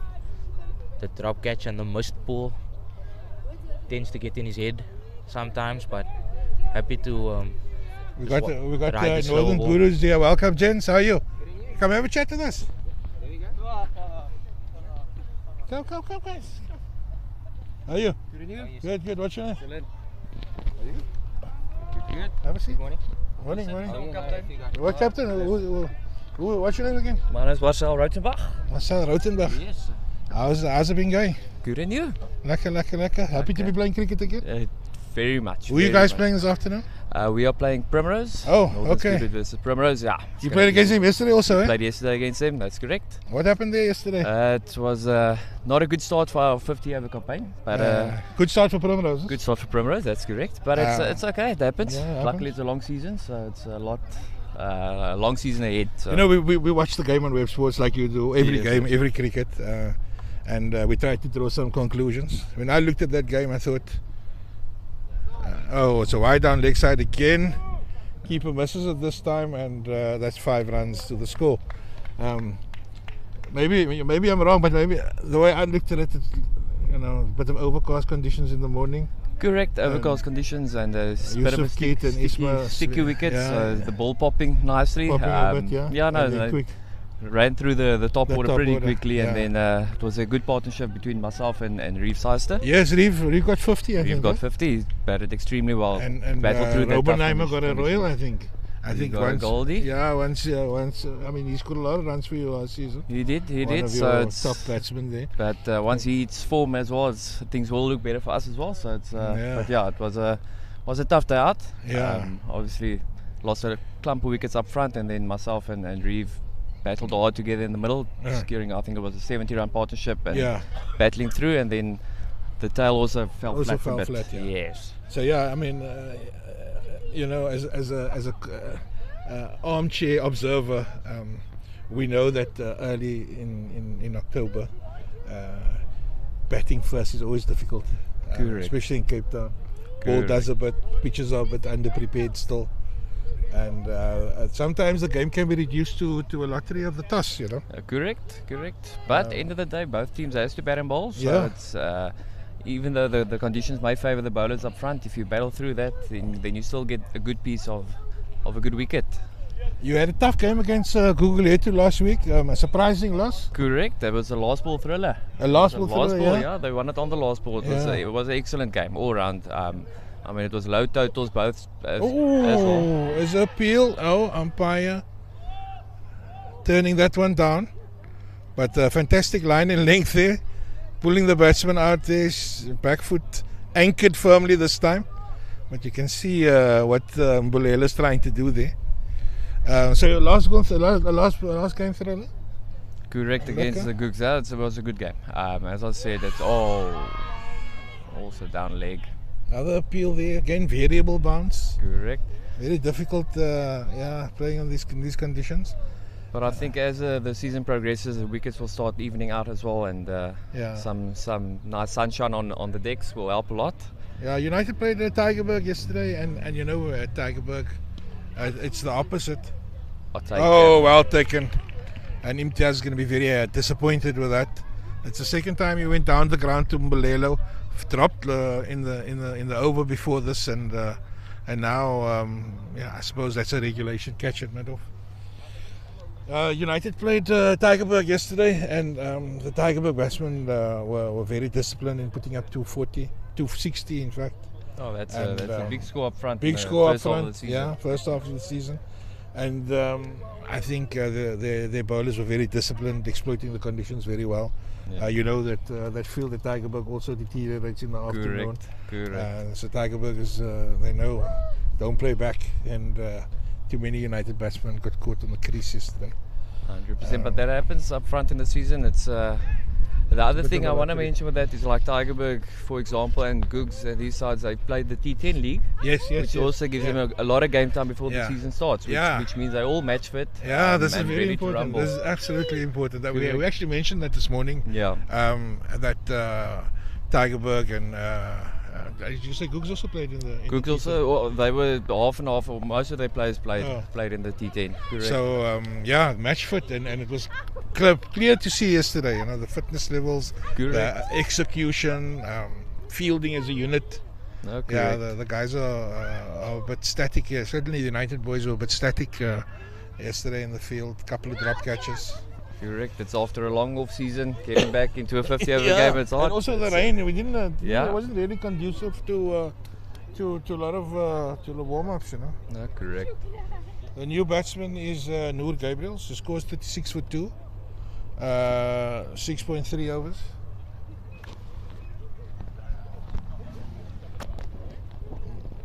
Komoka bowling in again. This wicket looks like it's a bit low and slow as well. It's a bit low and slow, yeah. And the outfield is thick. Outfield's very thick. Yeah, so there's not a lot of. But that's good. Good running there. Just working the ball into the vacant spaces.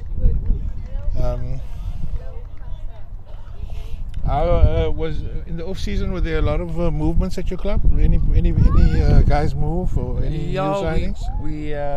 We lost a couple of guys. Obviously, Eric Osner, Darren Lee Dorman, and then Kewan O'Connor, who didn't play most of last season, but he's back this season. But yeah, all three of them are over to Edgemead actually. Okay, so they're here, and then we got in a proper recruit in Egan van Aswegen.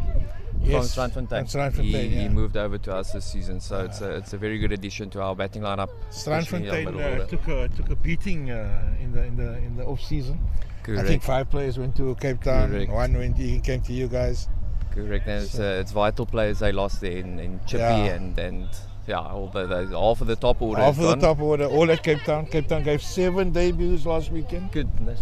So I think there's a lot of Cape Town second team players that might be looking for a move. If you're watching out there, with a smile. If you're watching out there, United and Northern Goodwood, more than welcome. More than welcome to take you up Definitely. to come join us.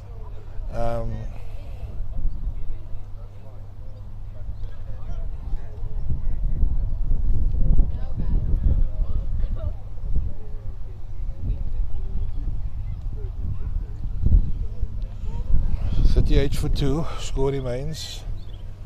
Again, that short one not fully executed. Again, perhaps just the balloon bounce, bit of sponginess in the wicket, making it difficult to execute. Batsmen are much more comfortable on the front foot.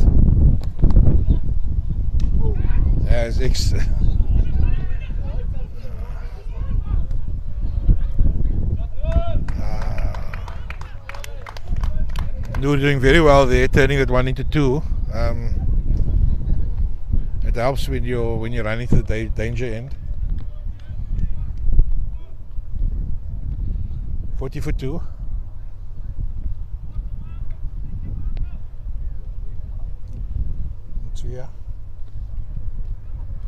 Tia the bowler. In the 8th over.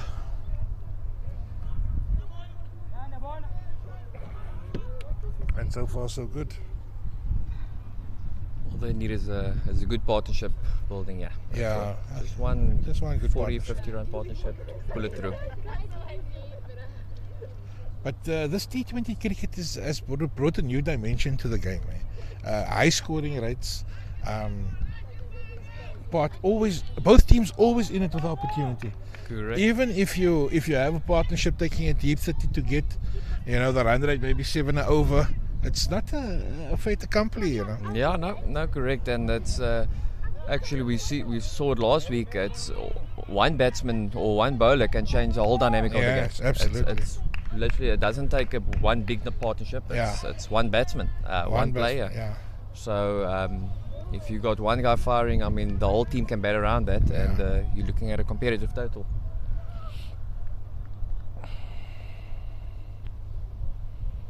I think we're playing you guys next week. Is that game at your venue? Straight down the ground. Not sure. Will that be I think it's in the T20s as well. In the T20? I think we're playing at Victoria. Okay. We're playing at Chaka Road next week, yeah. The last 2 rounds of the T20s will be at Chaka Road, if I'm not mistaken. We're still waiting for the Primrose players to arrive. I don't see any of them yet. They're busy with their first T20. They're playing on the A field. Yeah. They're playing on the A field, that's correct. So 2 T20 games for Primroses today. I think they're playing Strandfontein on the A field. Correct. They're playing Strandfontein. So they're going to have to finish up quickly and get across here for the start of the second game. Oh, what a shot by Noor. Beautiful looking off drive. But again, with a thick outfield, there's no purchase, no reward for good stroke play. But what is quite clear that the batsmen are much more comfortable on the front foot than playing off anything short at the moment. Correct. And one thing to keep in mind is there is a shorter boundary on the batsman's offside at the moment. So, and it's hitting with the wind. So the left-handers are not really able to take advantage of that at the moment because their leg side is onto the longer side of the boundary with the wind. So if they want to take advantage, they need to improve or at least go in and out over the top to see if they can execute on the offside. But the score is 42 for 2 after 8. Mbalelo Nkomo continuing. The experienced Mbalelo. 700 runs he scored last year. Mbalelo batted really well. Yeah. Very compact batsman. Didn't take a lot of risks. He played to his strengths. It's very well batted by him. Yeah, he's perfectly suited for the 50 over games. Correct. He sets himself up very well. He plays a lot of dot balls at the beginning, and then towards the end of his innings, he's quite explosive. Correct.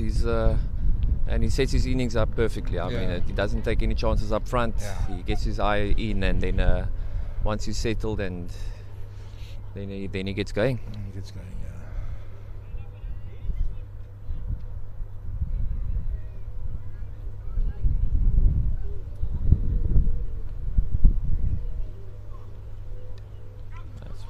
Just drifting onto the pads there. Too easy for the batsmen right now. They're just rotating the runs. They're rotating the strike very easily. What do you think the captain should be doing here to try to stem the flow of the singles at least? Well, the fielders have to come in a touch tight, I feel. Especially around the bat, maybe take out the slip, especially to the right-hander, or if turning it away into the batsman. Oh, bit of confusion again.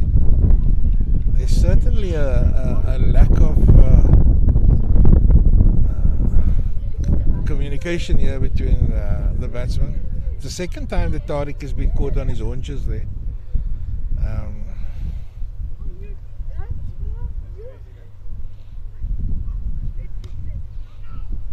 Here we go. That's much better. Yeah. So same shot, 3 or 4 times already. To that guy at mid-off, to the left or right-hander. And if the calling is crisp, the run is there. Correct. But when the calling, or when there's confusion, if the non-striker is ball watching, that's where the confusion comes, and there's an opportunity for run out. That's correct. If there's a slight hesitation, there's trouble. There has to be clear communication between the two batsmen. But again, I think this is first few games just to get the 100%. The trust in each other, and the execution, get your eye and your what do you call that? Your perspective of where the runs are. Correct. No, that's 100% correct. That also improves by the game as the season prolongs, and that's that's actually what we saw yesterday at Tigerberg. The batsmen were very good in executing singles, ones, twos, turning ones into twos. Correct. Lots of trust with the calling, putting the fielders under pressure. Correct. That's. As I said, that's what helped with that T10 league they played before that. It's that bit of game time. That bit of game time they had before the season started, which meant they in sync, the batsmen's calling are on top, and there's no chances given to the opposition. So we definitely need to chat about having pre-season games against each other next season. Correct. Just to get that rust. Create our little tournament. Yeah, it's vital. It's vital. The only problem is with the preparation of wickets. That's the only issue. Because of the late rain we have, I mean, I'm still expecting a better rain later on. I don't know. Yes. No, of course. Not today, perhaps. Not today, but certainly there's going to be some rain-affected games till about December, definitely. Correct. That's definitely the nature of cricket. But perhaps, there's always a synthetic wicket around. Yes, correct. Perhaps maybe we should be looking at those just to get that, at least the fielding and the movement and the running in between the wickets. Correct. That bit of game time. Bit of live action. Yeah, no, I agree. But again, then it's your other end is again heavy fields, underfoot conditions not being the best. Perhaps early season injuries. Correct. That is the risk. That is the risk. Yeah. But yeah, I mean, if the weather plays along, then we should be able to execute. At something like because that. As good as an indoor net is, it's only an indoor net. It's only an indoor net. Correct. It's a whole different feel when you're out in the middle. United very comfortable in rotating the strike here. The bowlers bowling a fuller length, and they're working the ball around very easily here. With a small target here, you feel that Gugulethu will have to either contain or get a wicket, but they don't seem to be troubling the batsmen that much, and they seem quite comfortable in defending the good balls and working the bad balls to the boundary. Certainly at this stage, I think our score is.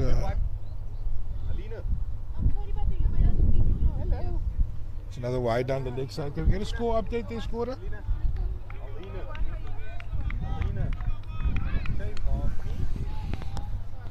Faiza, what's the score, please?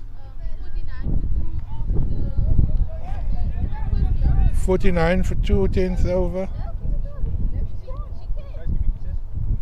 Just the halfway mark. Oh, well beaten. Well beaten. Just to show that if you hit the right areas, you can still trouble the batsman. Yeah, there's still something in it. But yeah, I think all they need to do now is just keep on rotating strike and putting a bit of pressure back on Googs here. And then obviously later on, take it deep. The odd bad ball will come, and then you just have to make sure you have to put it away.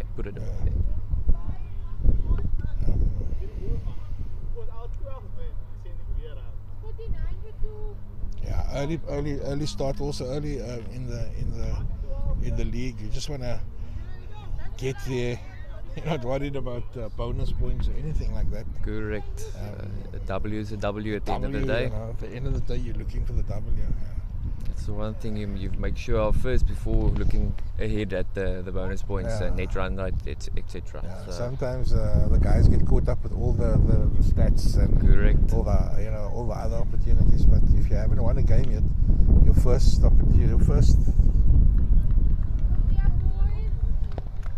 priority is to get that first win. Correct. And that's 50 for United. We're at the halfway mark of the game. They are set up comfortably at the moment, but like we know, the game can change very quickly, so they shouldn't be too confident. Concentration is vital here. What do you think happened there? It might be some bet on that. Certainly, signal wide, certainly. I think Googs missed an opportunity there.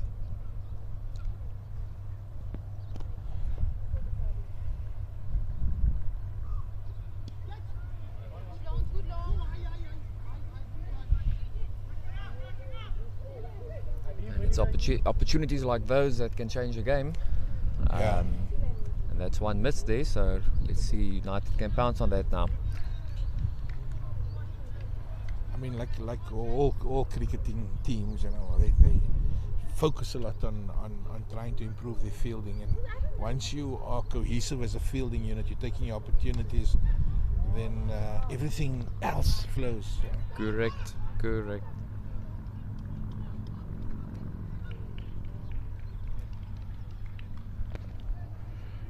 We spoke to Salvino, I forget his surname, from Tigerberg yesterday, and their approach was the same. If you can field better than your opponent, if you can execute and take your catches better than your opponent, then you've already got one of the disciplines over them. Correct. And if you've got one of the disciplines over them, you're more likely to get another. That's correct, and that's the one discipline where everyone's on the even playing field. It's something everyone can work on and improve. So if your fielding's up to scratch, then you've got one ahead on the opposition, and that's that a lot of the time that's the game. The difference in the two sides is the fielding.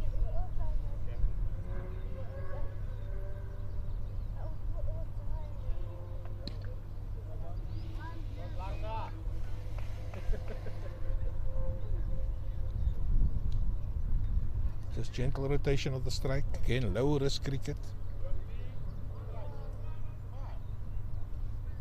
55 after 11 overs, 2 wickets down. That's the end of Mbelelo's spell. If 55 for 2, let me get 4 overs for 18. 4 overs, 1 for 18. Mbelelo and Como. Mangaliso Matia is in his 4th over. He's also bowled well.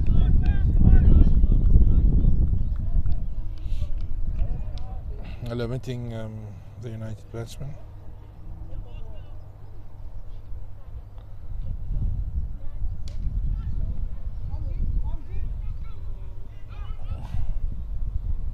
Nicely struck, but just to the longer boundary. Yeah, just one down to cow corner.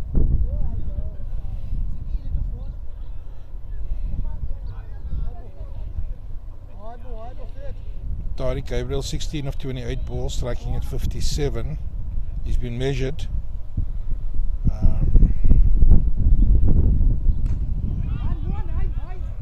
nicely fielded in the circle there.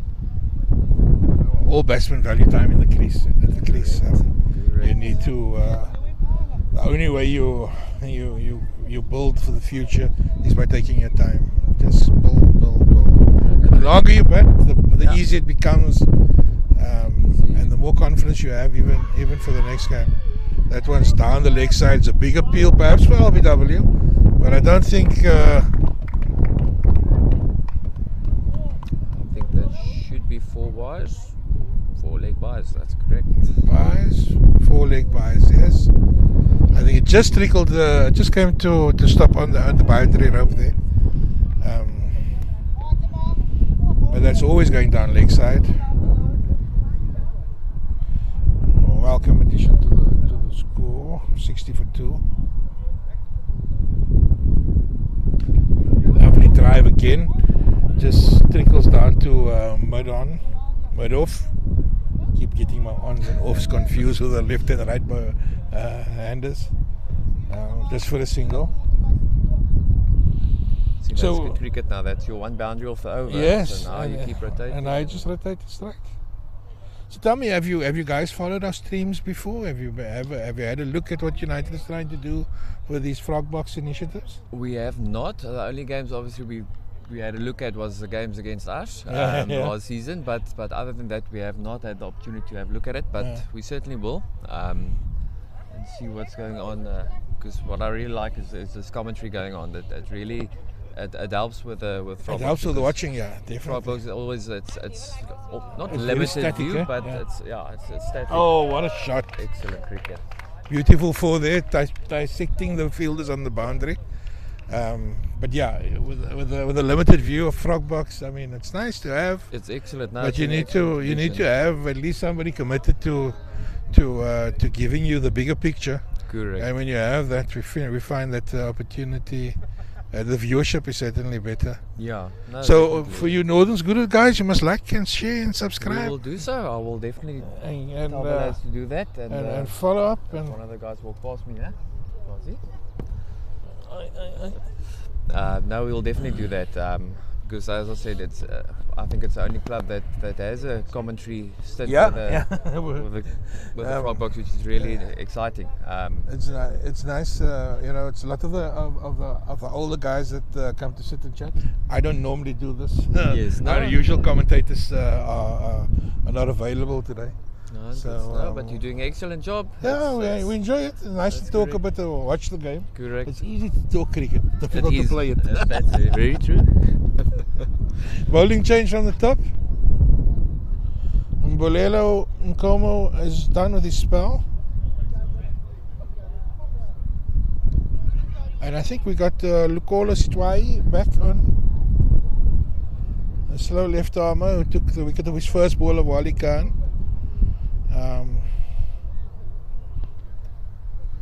A lot of excitement that we had for this Wali Khan coming to play here again. Last week he scored 15-25 balls and he smashed 7 sixes. Short and wide, but uppish, and he beats the man on the inside on the third man. And he gets one down. And they continue to rotate the strike. 67 for 2. 68 for 2, correction.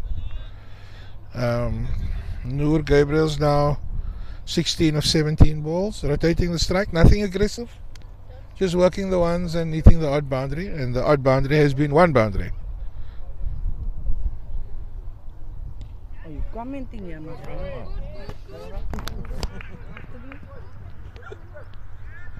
Always supporters coming around for the chat. Correct, that's our scorer. Our scorer, Alicia. She's also the heart of the team. I mean, without scorers and the coaching staff around it, we can't do what we do. People don't know the amount of admin that goes around with. What a shot! That's again. There's just no reward for a shot like that. The outfield is so thick down there, and especially down there end, especially there. And it's such a beautifully executed shot on one knee, down the leg side, swept, and. There's no one there, and it's only 2. You have to work for that 2 as well. No, correct. There's only 2. Not a lot of value for your shots here. The only value you'll get if you go aerial, which is quite difficult with a low track. the ball keeping a touch low. Shot played. So just back to the support staff of hosting cricket games in the 1A. You know, we got our scorers that are all trained by Cricket South Africa. There's coaches, there's commentators, media staff, the umpires, of course, doing the absolute best. Oh, Tariq just clipping that down to mid-wicket boundary. The mid-wicket fielder looked like he was in position to execute the catch there, but it seems that it was just to his right. But there's so many people that along the side that involved behind the scenes. No one knows about that. That's correct. Oh, that's correct. There's a lot of work put in by a lot of people that no one knows and no one sees it. No one sees it, yeah. But because all the players do is they rock up on the Saturday and they play cricket, and they don't know all the work that's been put in preparing the wicket. We hope that when the cricketers retire, they can contribute in some way or form to continuing to provide cricket at grassroots level for the next generation. No, that's correct. That's the only way this game's going to grow and continue.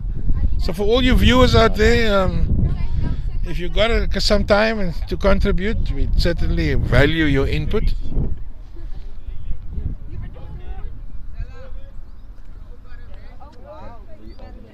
Thank you very much. Thank you very much. It's been great chatting to you, and all the best for your season. Thank you. I really appreciate it. I'll see you guys next week. Yeah, cheers, man. Thank you very much. That is Marcel from Northern's Goodwood.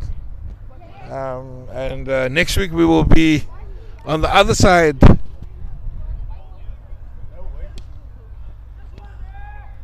We will be competitors next week. Friends today, but competitors next week. And we wish them and Northern's Goodwood all the best for the rest of the season. We're just waiting for Yusuf Abrams to come join us. Yusuf, our Sportsman of the Year. You know, when you get that award, you must contribute to the activities of the club. So we wait for Yusuf to take up his position.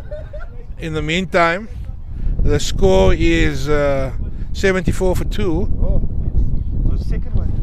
And Noor going long and to the vacant mid-wicket boundary. One bounce for 78 for 2. United have built up a bit of stability in the middle order and is allowing some more confident stroke play. Yusuf, what do you think about the innings so far? I think Tariq is playing his leadership role here. He's doing well, just working the ones while Noor is just taking the game to Goose at the moment and just to get the guys over the line. He's working the ones very well. Oh, there's a bit more aggression coming in now. They smashed that one, unfortunately, straight to the long on fielder. And I'm sure he's going to have a bruise on his thigh because that hit him square on the boat. 30 runs required from here. Oh no, what's my maths like? 24 required. Attempted a slower ball, but it's a wide.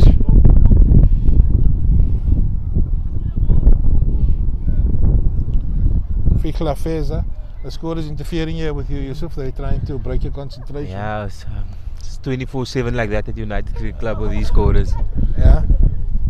I think they recognize you as the senior single guy in the club. So I don't know, either they're trying to hook you up or trying to send you a message. Tariq comes out of the wicket, he smashes this one high in the sky. Oh, the gallant attempt there by the fielder, but it almost takes his teeth out. As he dives forward to try to correct that ball. Tariq's not going to be happy with that.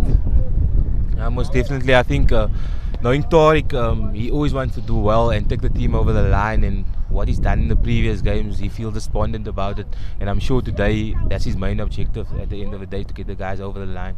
Yeah, I think a not out is important and some time at the wicket, you know.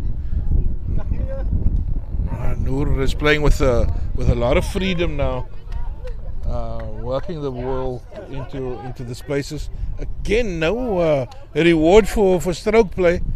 That one ending short, 2 meters short of the boundary, and Tariq having to run a bit harder for that 3. Yeah, but if you can look at the way they're going at the moment, they're hitting with the wind. So I think these are the overs that they're picking up to realize to get the runs and overs, and from the other end they'll just work the 1s and 2s from.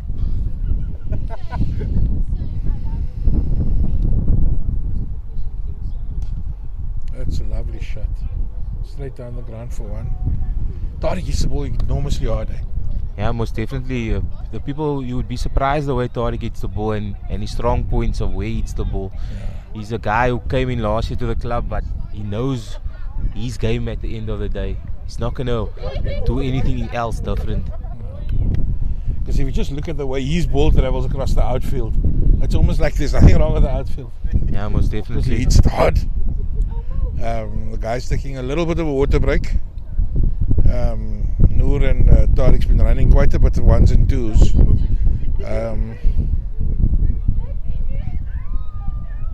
Very few boundaries so far. Just 4 4s and the 1 6.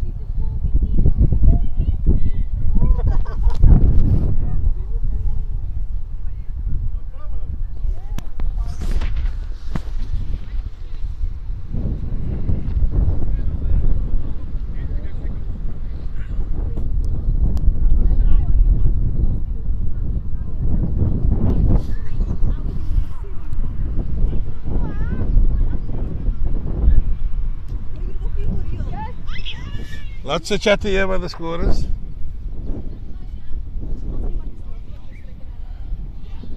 Wolfie, they're asking you about your drop catch yesterday. Oh, it's always with Wolfie and his drop catches here at United. I'm surprising Nick Abrams didn't take a snippet of that. Yeah, let's just concentrate on the cricket.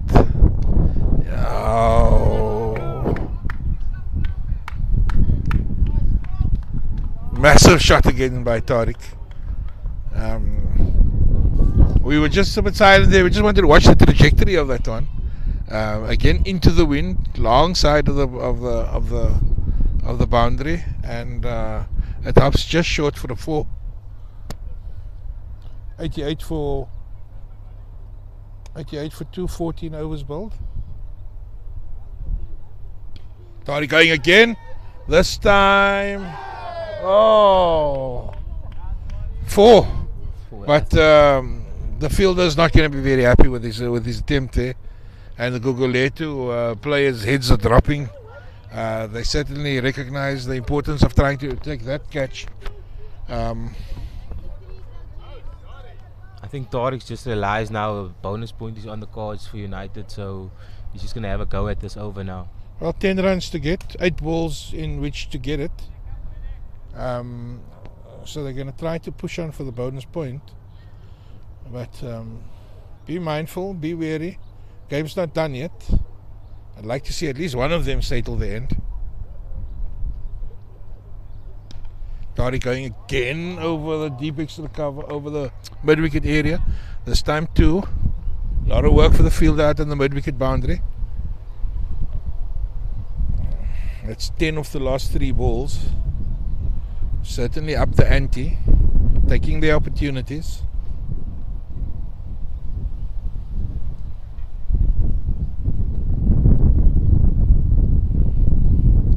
Well bowled.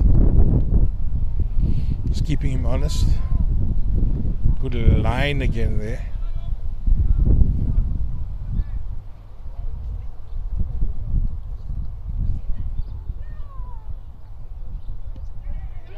Oh, suicidal run, but again, the fielder put on his heels there.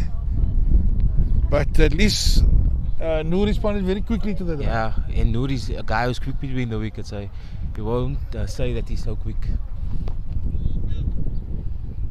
I think the running at the beginning was a bit sketchy. There was perhaps not a little confidence in their callings, but they've certainly improved as their partnership has progressed. That's a smash down to the mid-on boundary for 4.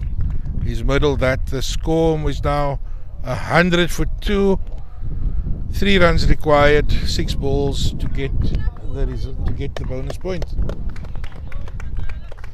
I think if you look at this game coming back from yesterday, I think the value of this game plays an important role for United at the end of the day to get the first win for the season.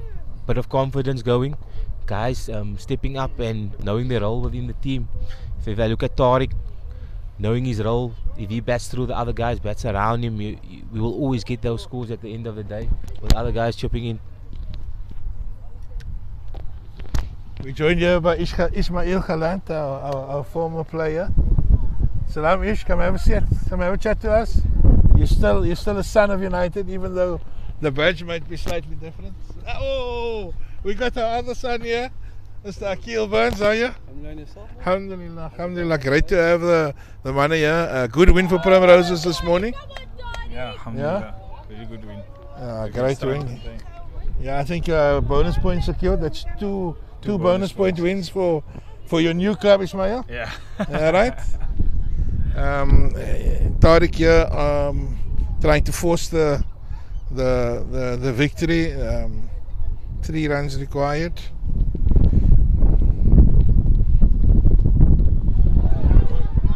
We were just chatting to the young man from Northern Gugulethu this morning, and he said you guys beat them quite convincingly yesterday. Yes, we got a bonus point win yesterday. I think we bowled very well against a good Northern Gugulethu side, and put them under pressure early. So, who won the toss? I'm quite interested to know. We won the toss. And it's early though, so the wickets are a bit spongy. So early in the morning, it was very nice to bowl. So early in the early part of the season, we know very well that the toss is absolutely vital. Because conditions certainly are variable, and I think Primroses got the best of the conditions yesterday, bowling first, and then the wicket flattened out later on in the day. So at Tigerberg got the best part of the positions, batting first, because their wicket deteriorated. As you know, at Tigerberg, it's very tough in the afternoon. Low and slow. Don't play back, So United 1 or 2 for 2, 1 run for victory. And Tariq nudges it into the covers for a win. And United take the first win of the season with a bonus point. And that's the end of the game. Thanks, Ismail. That's Tariq Gabriel's 36 not out, Noor Gabriel's 31 not out. Thoroughly professional run chase there. Very little risk up front, and the guys executed extremely well to win with 5 overs to go in. With 15.4 overs bowled, 4.2 overs left, and they're happy to secure the bonus point. I know you tuned in to watch Wali Khan's explosives today, but I think what we saw was a very measured approach from United to try to get that crucial win over the line. Bear with us for a few moments. We'll be back with some interviews and discussions. See you soon.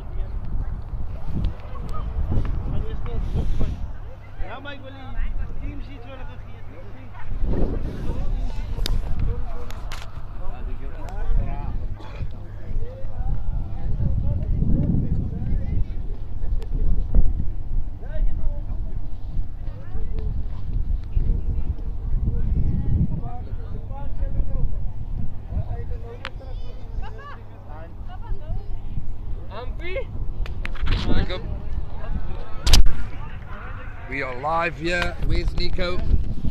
Alkamana, are you? Hey, assalamu alaikum. Are we live? We're live. We're still going. We're still going. Fantastic morning for the United Cricket Club.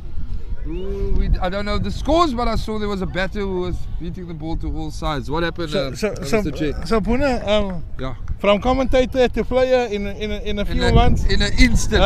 And not necessarily sure if it was the right decision. How's the body feeling? Exactly, that's the problem. You're a couple of years away from vets cricket. Yeah, that's what I told them. That's what I'm busy preparing for my over 40s career. But you're doing well. So far, so good. I don't know. I bowled 1 over last week. That can't be too good. Well, you took a wicket. A full toss, and your batter handed me a gift, like Baron pies. Yeah. Oh, what did you guys do now? Yeah, we won. We managed to get a bonus point. Oh, beautiful. And that's the end of your day. Yeah, that's the end of the day. Nice measured approach. Fantastic. We got Noor Gabriel's here just to come. Take it on. Trek your broek op, my klong. Stand there. Oh yeah. Yeah, stand there. We're gonna have. Standing on the thing there. We're gonna have Noor. Little further back, then. Little further back, Noor. Let's zoom a bit out. Noor, nice game there. Lekker finish. Yeah, I enjoyed it. I think it was an all-round game. I think bowling and fielding. Yeah. We went through it quite well. So yeah. And a nice 65-run partnership with you and Tariq. I think I always cherish the partnership with Tariq. We ran quite well. Did you think so? I'm not so sure. I think we ran quite well. There was quite a lot of gesturing out there, especially when the short singles down to mid-off and mid-on. We're always safe. You're always safe. Okay. We're always sure about it. But yeah, it looks like as you guys progressed throughout the innings, the calling became a lot more better. Yeah. You set yourself up very nicely, just rotating the strikes and then having a go at the end. Yeah, I think our plan was, we obviously were looking for the bonus point. So our plan was to bat until maybe 13 overs, the 13th over, and then hit with the wind in the 14th, which would give us 3 overs to get. I think we had 30 runs to get. So we thought it was possible to do that, so yeah, and I think we executed it quite well. No, fantastic insight. Certainly from the side here, it looked like there was a lot of caution with the batsman without taking too many risks.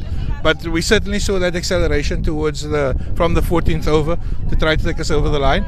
At the end of the day, it looked like the batsman was a lot more comfortable on the front foot. And having to play off the back foot was a bit more difficult. A little bit more variable bounce, sponginess. We saw a lot of inside edges and towing any of the bat when batsmen tried to pull. Was that your experience? I think they bowled the change-ups quite well. So I think that was something that got to us, the change-ups, and then into the pitch. It was hard to connect when they went short and into the pitch. So, but I think we dealt with it quite well. Yeah, I think rotation on the strike, building partnerships, very important early in the season. Well done, Noor. We got Tariq coming up next. Tariq, bismillah. Tariq, well done. Shukran. You must have enjoyed that. Yeah, I did. I think it was a struggle at first. The wicket wasn't playing as it played last week. Yeah. It was a bit tacky, so I think one of us just had to dig deep and irrespective of the strike rate, just go. Yeah. Just bat, because I mean we lost our first 2 games of the season, so for us it was just important to try and win today. Yeah. That was most important. Yeah, I think I was just telling Noor now, you guys look a lot more comfortable on the front foot than on the back foot. Maybe it's just the sponginess of the wicket, and also a few drop catches kept us in the game. I mean, it could have been a different story had Ejmeed executed some of those high catches, but I suppose the conditions didn't make it easy for catching. Yeah, I think as I mentioned, it wasn't easy to bat on. Most importantly, we wanted to get the win. And myself and Nuki said, listen, let's take it as deep as possible and then target the last 2 overs because we're going to hit the last overs downwind. So if we could have like 30 to chase off the last 3, 10 over, we for the bonus point. Essentially, because obviously we're losing the first game. So I think we're just happy to win the game. Obviously, it wasn't the easiest. Googs also had some of the guys bowling. A couple of tricky balls, kind of like wanting you to hit yourself. So we just tried to avoid that. So grateful for the victory today. No, fantastic. I mean, it's always good to get that first win, and hopefully we can kick on. We got our skip coming up next. Thanks, Tariq. Well batted. Anik, easy day for you? I wouldn't say easy, but I think in the end it was a comfortable win and one that we needed as a team. Nice when the top order batsmen do the business. Yeah, at the start of the season usually takes time for the top order to get in, but I think today they showed that they're capable of doing it and making it look easy. Happy with the bowlers today? I think the bowlers did well.